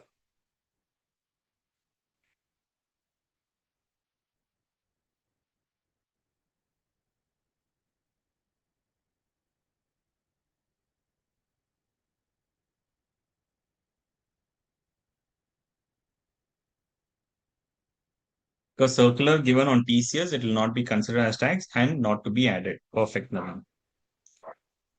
TCS GST to exclude from aggregate turnover. Correct. Correct, Ashlisha Rao. Threshold calculation is threshold limit. You said 20 lakhs. But somewhere I said you 40 lakhs also. So what is this clarification or confusion on threshold? The confusion on threshold is because of a notification. Okay. So first they said the threshold is 20 lakh for the financial year. Then they said that the 20 lakhs is reduced to 10 lakhs for PNMM states. Okay. Then they said that if a company, which means that if the threshold if getting reduced to 10 lakhs, okay. So if a company has a branch in Mizoram and Kerala, they have one branch in Mizoram and one branch in Kerala. In Mizoram, the limit is 10 lakh rupees, and for Kerala, it is 20 lakh rupees. So aggregate turnover is crossed 10 lakh rupees. So it's crossed 15 lakh rupees. In Kerala, the limit is 20. In Mizoram, it is 10 lakhs. So they will take registration only in Mizoram and not in Kerala? No. The effect is that if you have a branch in any of these special category states, then the aggregate turnover will be the lowest of the two. So if you're crossing 10 lakhs and say for Kerala it is 20 lakhs, but that also will get reduced to 10 lakh rupees and you have to take registration in Mizoram and Kerala. This will be a question which may come up, right? Which you have to specifically concentrate and answer. If you have a registration in special category state, then your limit gets reduced to that extent in the other states also. So if a company is having a branch in Mizoram and Kerala, the limit will be reduced for Kerala also.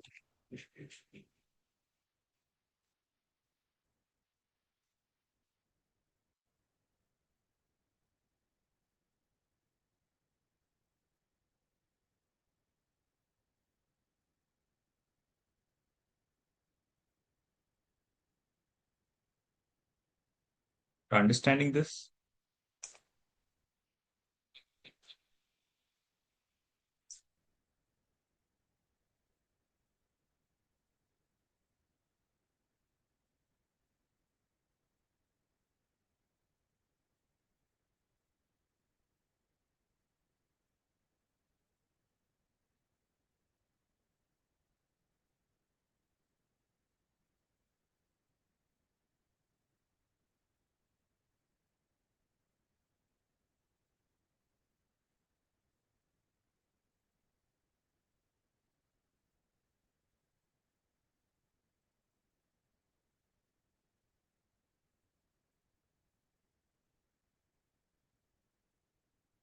Yes. So limit will be 10 lakhs with a branch in Mizoram. Mizoram or any of those special category states.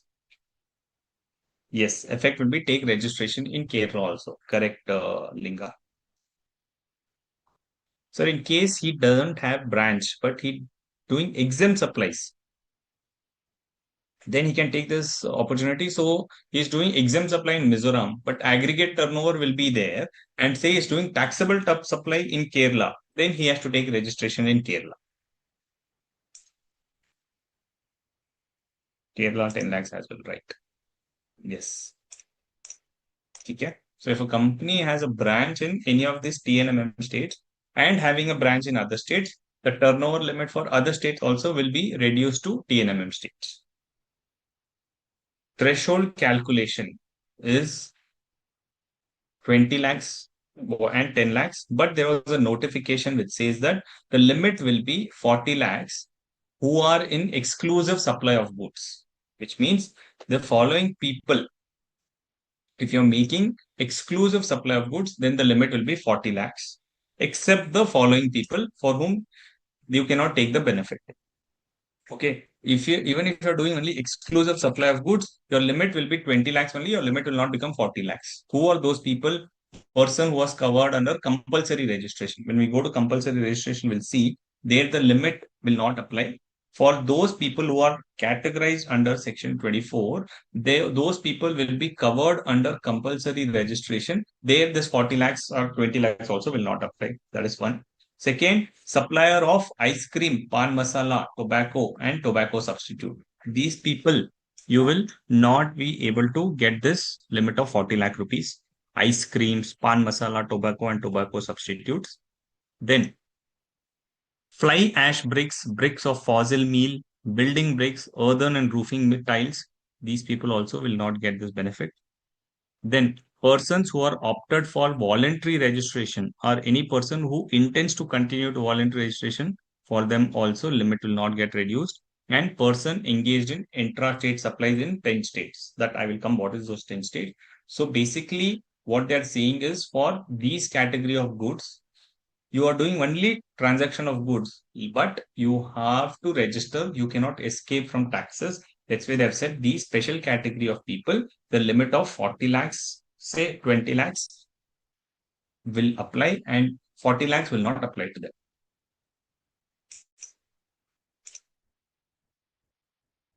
इनके case में 20 lakhs limit ही होगी. When we claim TCS, when we file the income tax return, we can claim the TCS.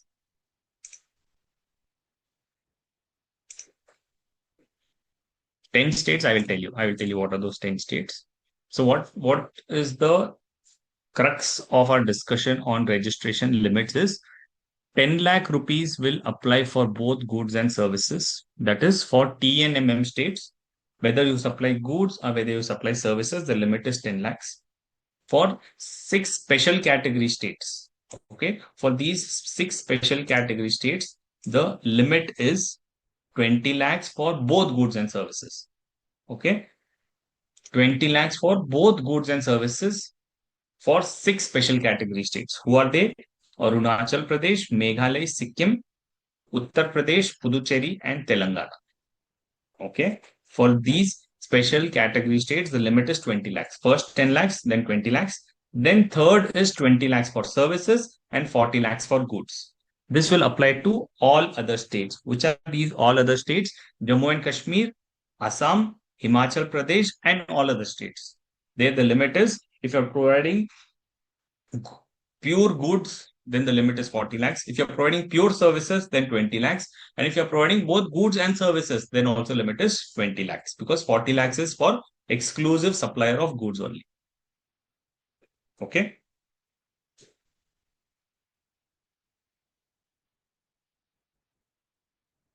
So these are those 10 category states. First 4 and this 6. So these 10 category states is what we are referring there.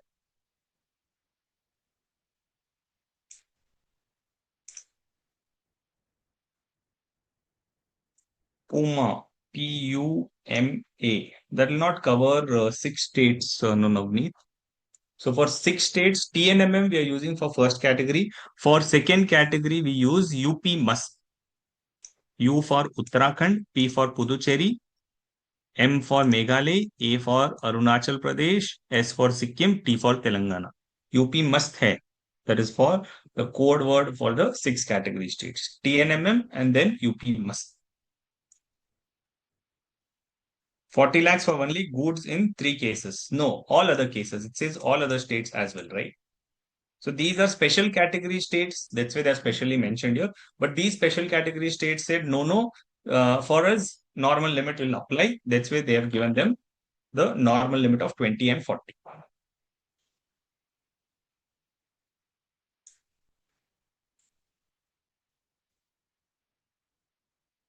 Uttarakhand. Yes, not Uttar Pradesh, Uttarakhand, correct. Uttarakhand itself.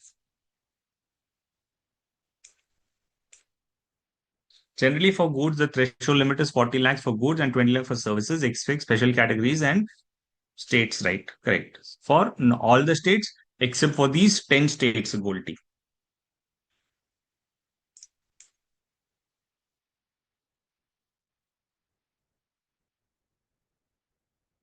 Just go through this. Any doubts? Just give me 1 minute.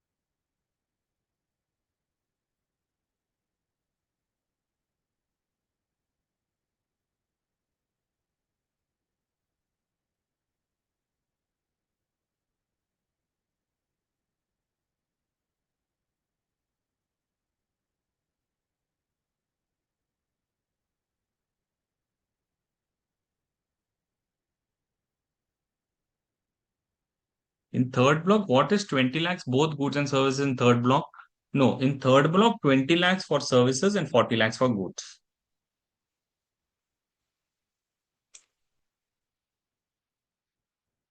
All other state means except TNMM, UP must. Correct. Correct, Harsh. Please explain footnote 2. Yes, I'll come there. I have not yet come to footnote 1. So first category can be memorized as MMTN, as it is make my trip to Nagaland. Yeah, good. Good. As you feel comfortable, as you feel comfortable, nothing. Make my trip to Nagaland. That's also good. Whatever you can remember. Why three states and all other states separately shown? Because Kuldeep, these three states are also special category state. That's why they have shown separately here.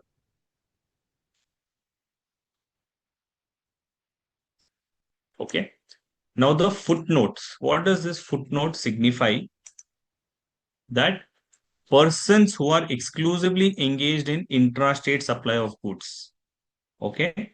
For them, this limit will not apply because if you're doing any interstate, yeah, only for those people who are doing 40 lakhs of goods within intrastate, that is within the state. Because if you go to compulsory registration, there you will see that if you're doing any interstate transaction, then you have to take compulsory registration. So this 40 lakhs for goods, when we mean, this means that doing or in any cases, only in this case, because here the anyways limit is 20 lakhs itself.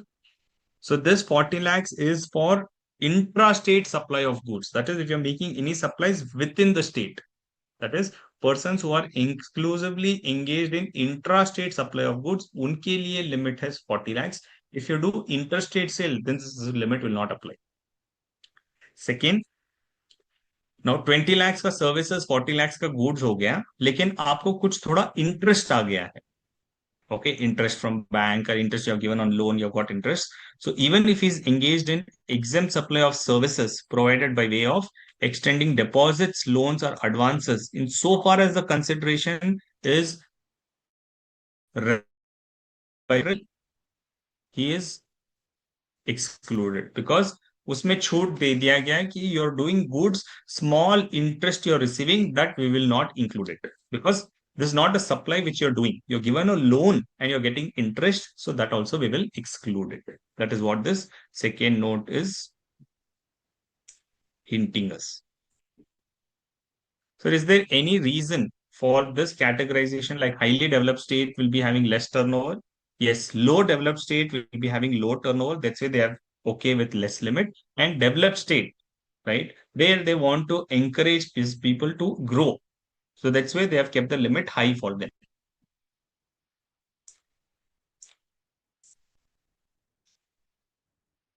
He's providing both goods and services for both supplies. Threshold limit is 20 lakhs. Which state, Dia? If he's in the second category of the state, then yes, limit will be 20 lakhs if he's providing for both goods and services. Clear with this limit? 10 lakhs, 20 lakhs, 20 and 40. 10 TNMM, 20 UP must, 20 for services, 40 for goods, all other states. For third category, limit is 20 lakhs. Yes. For third category, if he's providing both goods and services, the limit will be 20 itself. Okay. Now, what happens in case of a job worker? We know what is job worker, right? Let's put a diagram to clearly understand this.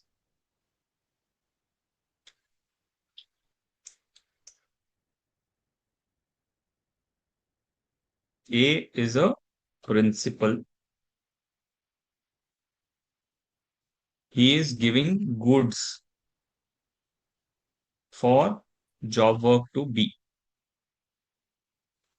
Now, B is a job worker. A is a principal. He is the holder of those goods. He is the owner of these goods. He is giving to B for job worker. And B will do the job work.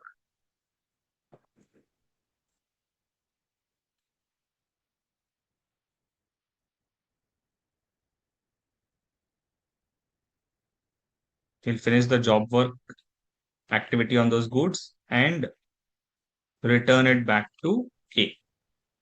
Okay. So who is the owner of the goods? A is the owner. B returns back the goods. Still A is the owner. The ownership does not change. Ownership is always with A. B will return back the goods. So what is the consideration in this? B will charge job work charges to A. And every other movement of goods is just a movement of goods. It is not a supply. It should not be included in anybody's turnover because I'm giving the goods. He will do the job work. He will return back. So there is no question of supply in this transaction, in a transaction of job work. So this will continue or any change may happen in these three columns. For now, it is same and for quite some years, at least from 2018 and 19, they've made this changes fully. Now this will continue. The categorization of state will continue. Unless states want to move from the 10 lakhs, 20 lakhs limits to 20 and 40, till then this will continue.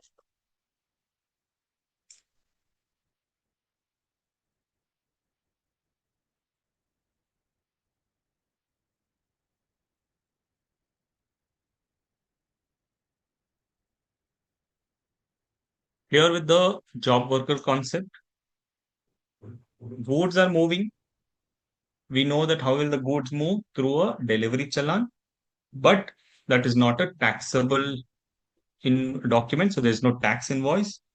B will give the job working back to A and he will charge us job working charges. So in this job working concept, once we have understood this clearly, right, I'll keep this here. Now, in case of job working activity, following supplies will not be included as a turnover because you're discussing on aggregate turnover.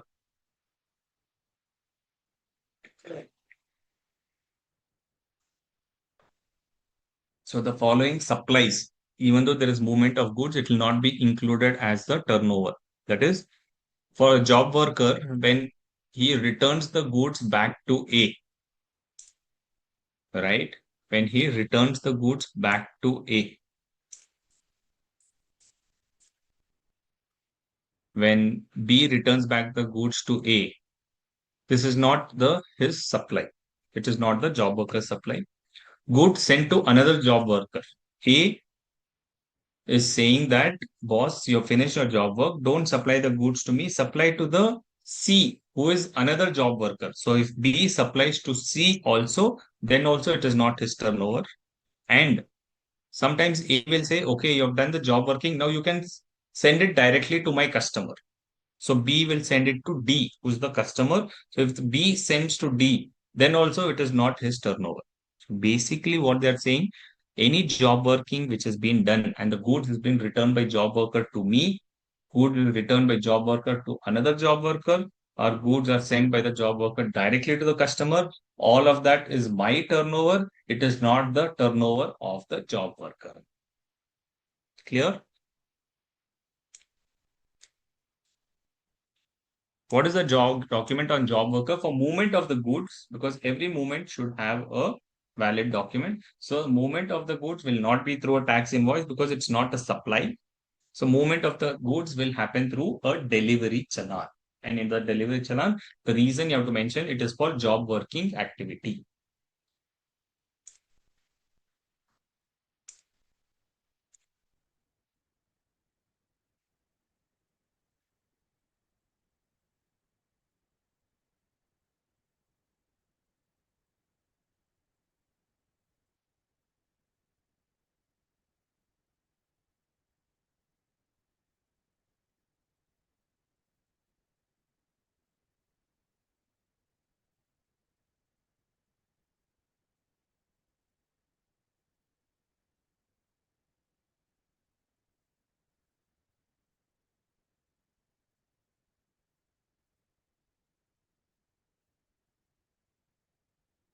Yeah, any questions? Job worker का turnover कैसे होगा फिर? Job worker का turnover होगा ही नहीं वो, क्योंकि job worker तो दूसरों के गुड्स के ऊपर काम कर रहा है। जॉब वर्कर को क्या मिलेगा? Job working charges. सो जो भी उसका जॉब वर्किंग चार्जेस है वो ही उसका टर्नओवर होगा। गुड्स तो उसका है ही नहीं, तो उसका टर्नओवर दिखेगा ही नहीं। Okay.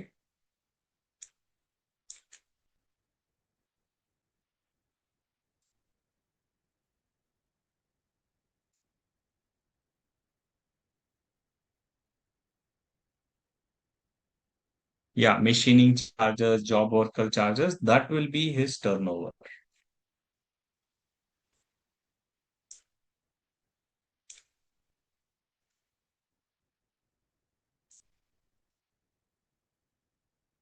Yeah. Now, the concept of registration. Where will we take registration? Uh, A is supplying goods to from Karnataka. Okay, A is registered in Karnataka.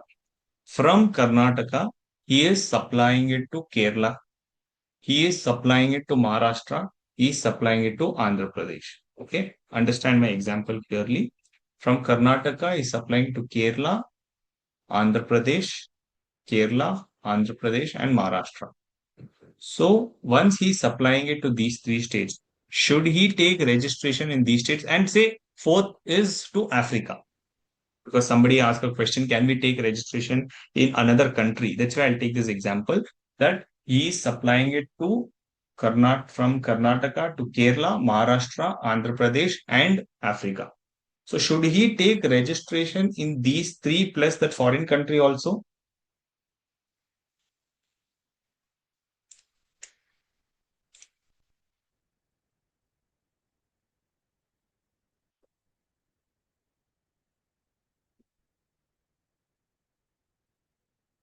Okay, I got one answer saying that yes, you have to take registration in this 3 plus 1, 4 places. No Africa, but in other states, yes. Okay, that's also one answer. States where activity takes place. So sale is taking place. No, that's an activity. So should I register in these three states also?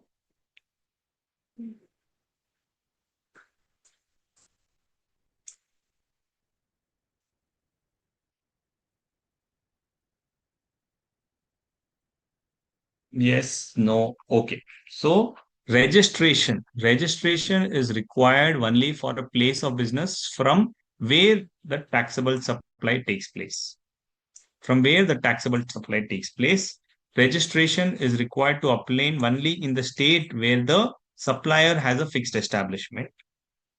If a person has only license office or marketing office, this means there is no active supply of goods. There is no, okay, that will come back. Mr. X is having registered office in Delhi. Okay, this also will come back. So the question here is person who is registered in Karnataka supplies to Kerala, Maharashtra, Andhra Pradesh. There is no need to take registration to the customer's location because customer's location is his location. You do not have to take registration there. So only registration in Karnataka is sufficient. Registration at these three places is not required. Where how will he supply? He will supply by mentioning the customer's address. And there is a provision we know, right? When you're doing an interstate supply, you will charge IGST. So you will charge IGST for this and you will move the goods. You do not have to register in every place where you are supplying because registration is required from a place where you are doing the supply, where you are starting the supply. Where the supply is ending, there the customer will take the credit. You don't have to register in those states. Okay.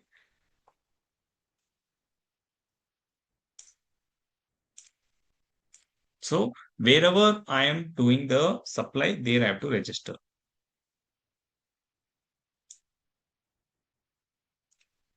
सो आपके customers पूरे India में फैले हुए हैं आपको हर state में registration लेने की जरूरत नहीं है बट से in my example in Kerala I am doing a supply I have a transaction from Kerala I am doing a stock transfer in Kerala and Kerala में मेरा ब्रांच है then I have to take registration in Kerala. If I do not have a branch, then I don't have to register.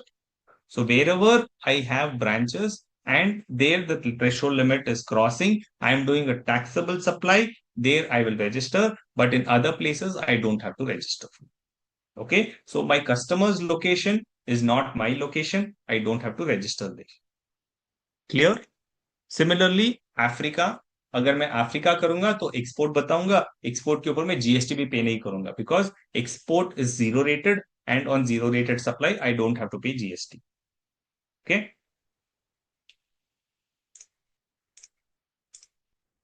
Clear on registration it is not required to the place where I'm supplying from the place where I'm supplying I have to take the registration but GST is a destination based tax then how final state will charge SGST yes so it's a destination based tax that doesn't mean wherever your destination is there you will go there and register the GST will move to that state so when I charge IGST my CGST and SGST, what I'm utilizing, that gets converted into IGST and IGST goes to that state and that state will get the credit of IGST. How will that they get the credit from the back end? Government will take the taxes, what I have utilized and move as IGST and give the credit to Kerala. Okay. So back end process happens. So IGST is the bridge to move the taxes from one state to another state.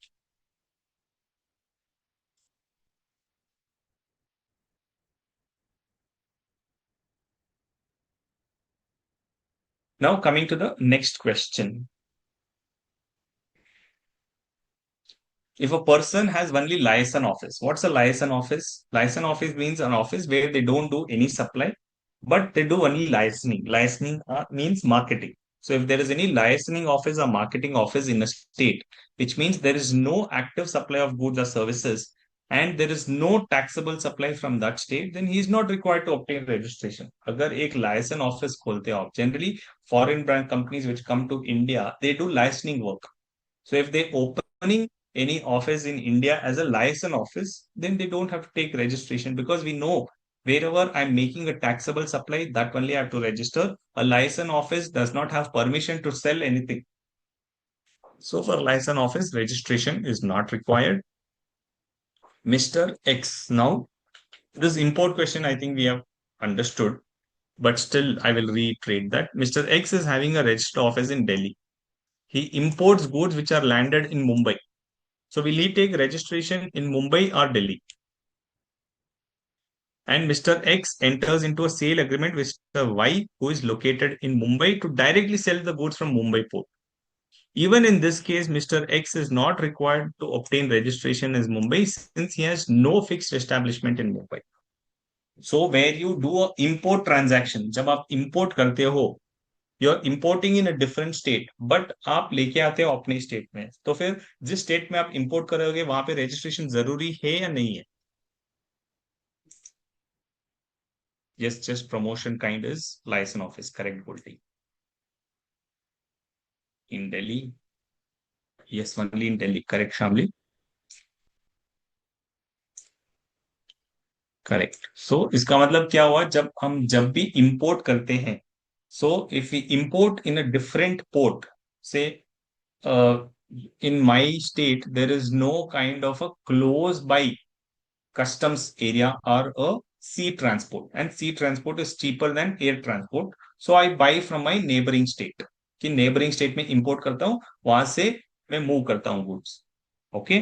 So in that case, जहां पर भी मैं import करता हूं वहां पर मुझे registration लेने की जरूरत नहीं है, because it's an interstate transaction. I will pay IGST, so I don't have to take registration in the state where I am clearing it. So no need to take registration in Mumbai.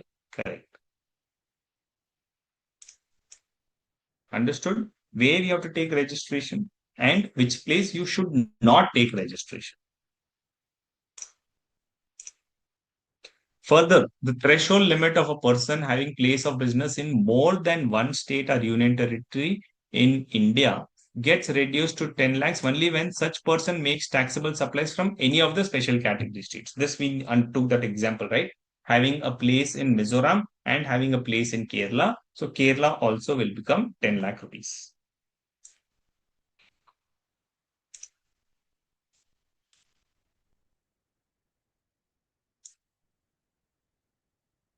Uday Enterprises is engaged in the supply of taxable goods in Maharashtra. It also has supplies alcoholic liquor for human consumption from Nagaland. Its turnover in the current financial year is 34 lakhs in Maharashtra and 11 lakhs in Nagaland. So in this case, the answer will be little different. Since Uday Enterprises is exclusively engaged in making taxable supply of goods from Maharashtra, the applicable limit is 40 lakh rupees. Now, they have the threshold limit will not get reduced to 10 lakhs as supply of alcoholic liquor for human consumption is a non-taxable supply. So therefore, in the given case, since the aggregate turnover of Uday Enterprises exceeds 40 lakh rupees, it is liable to obtain registration, but because 34 plus 11 makes it 45 lakh rupees, he will take registration in Maharashtra, but not in Nagaland because from Nagaland, he's not making any taxable supply.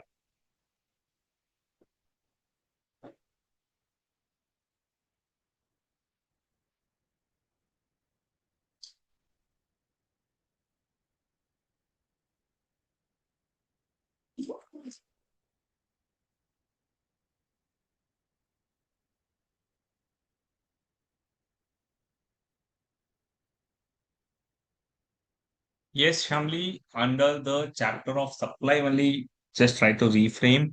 Alcoholic liquor for human consumption is not under GST.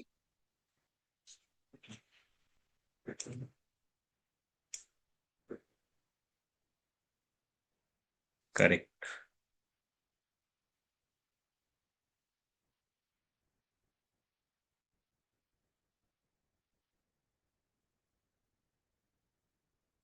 Turnover from Maharashtra 5 lakhs and Nagaland 6 lakhs, तब भी GST लेना पड़ता महाराष्ट्र में. Correct. अगर दोनों taxable supply करते हैं तब लेना पड़ेगा.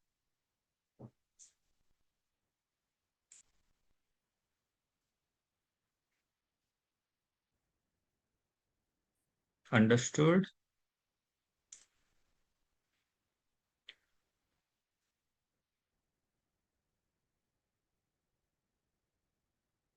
awesome.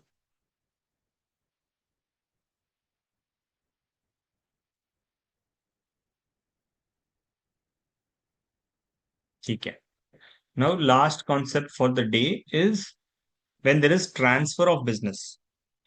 What happens in case of transfer of business?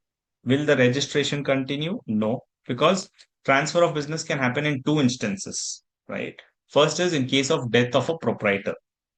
The proprietor dies, then the date of transfer will be the date of succession. That is when the legal heir takes care of the business, right? When he takes care of the business, from that date, he will have to take the registration. Purana registration continue nahi kar sakta hai because it is PAN based and the old PAN was in the proprietor's name. Now he has expired.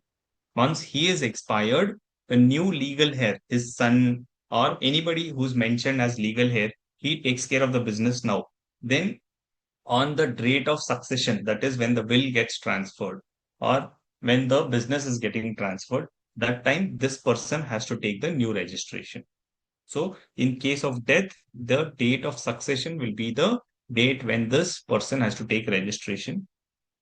Second, in case of amalgamation or demerger, in case of company amalgamation or demerger, what happens? Company files a petition or files a application to the NCLT, National Company Law Tribunal, and they will see lot of documents. They will ask for meetings of the shareholders, meetings of the creditors. They will want the company to take approval from the income tax and all authorities. So they will apply for petition application now. It will get approved, say, after a year. So, which date has to be considered as transfer of business? The date of application or when the date of new certificate comes in. So, they have clarified that you may apply it a year back. The application will be, the approval will come retrospectively. That is from the date of application, your business is transferred. But what will happen during the interim period? That's why they've said that the date from which the ROC, the registrar of company, issues the certificate of incorporation for the new entity will be the date for transfer of business and not the date of the court order. So, date when the ROC issues the certificate of incorporation. This is important. From which date the ROC issues the certificate of incorporation, because all the NCLT proceedings होने के बाद you will go to the ROC and tell that yes, I've got the approval from the NCLT for merger or demerger. So आप मुझे नया certificate दीजिए. So जब से वो नया सर्टिफिकेट आएगा, that will be the trait of transfer of business. Clear? What will happen for transaction during intervening period? During the intervening period from the date of death, the law says that the old proprietor's GST itself will pay it. So then what will be the aggregate turnover of Mr. Uday? 45 lakhs or 34 lakhs? Okay, in that example, aggregate turnover will be 45 only, ma. Aggregate turnover will not get changed. Aggregate turnover is 45 lakh rupees, but registration will be, you will take registration only in that state from where you're making a taxable supply.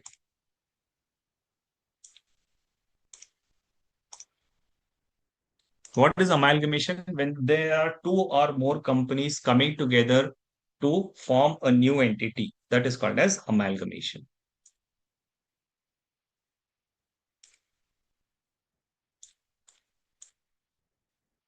Okay, any more queries? In case of death, new registration has to be take for new proprietor. Correct. New proprietor, the legal heir will take the new registration. Yes.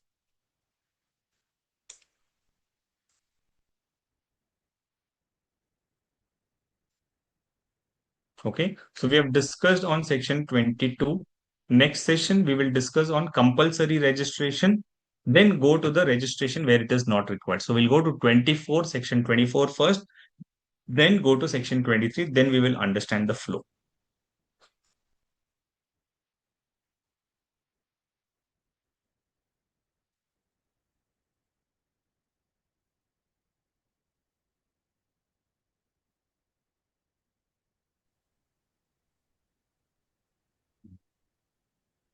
If one company other acquire another company in same location with different GST in, Then it is an acquisition. The old company will close and new company will take over. So old company will close its registration.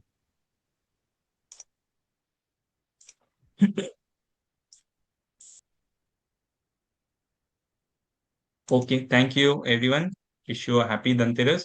Just 5 minutes, Subhashankar sir from the Board of Studies will deliberate you on for 5 to 10 minutes. Thank you so much, sir. First of all, happy Dhanteras and very happy Diwali to all the students here. I hope you have learned a lot about the topic registration. As far as the topic of the registration is concerned, it is important for your exam, but equally it is important in the practical life also. You should know, even in your articleship, you should be aware about the fact that who is the person liable for the registration, who is the person not liable for the registration. Many of the people who misunderstand this concept, and many of the people in the practical life as well, also take the registration even though the threshold limit does not exceeds, and sometimes many people are being influenced by others and take the registration even though it is not required for them. So as far as the topic of the registration is concerned, section 22 to section 30 of the CGST Act will cover the entire registration process. It will start from the how the registration is being done, who are the people liable for the registration, and ends till the cancellation and the revocation of the cancellation of the registration. Today, we have learned about the section 22. In the section 22, we have learned about who are the people liable for the registration. When we talk about the people liable for the registration, there are the three factors that we need to consider.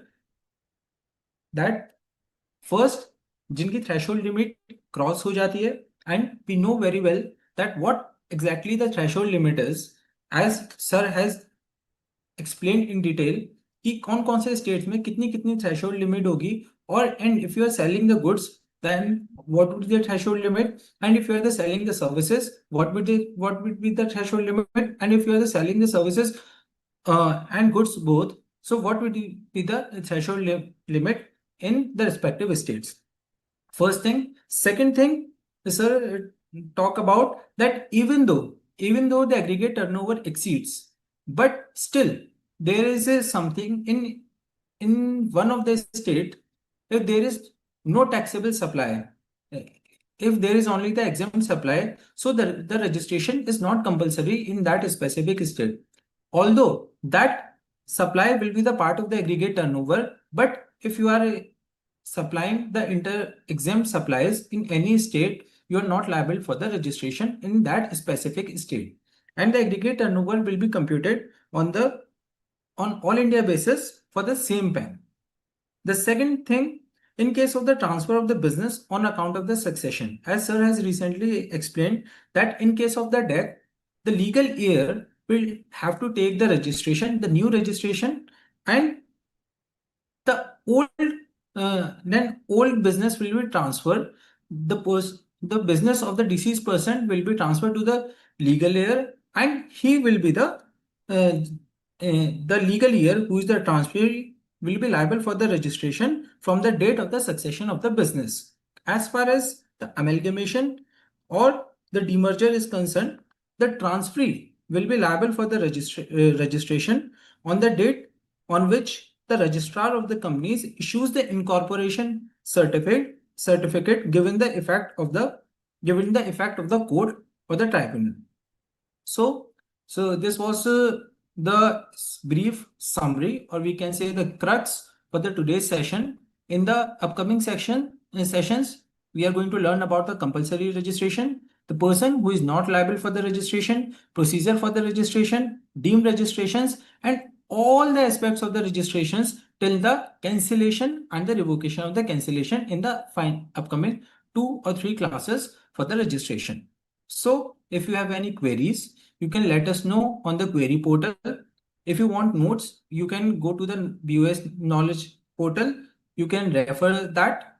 You can refer the notes, and soon we are going to give the assignments also, where you can practice the questions related to the specific chapter.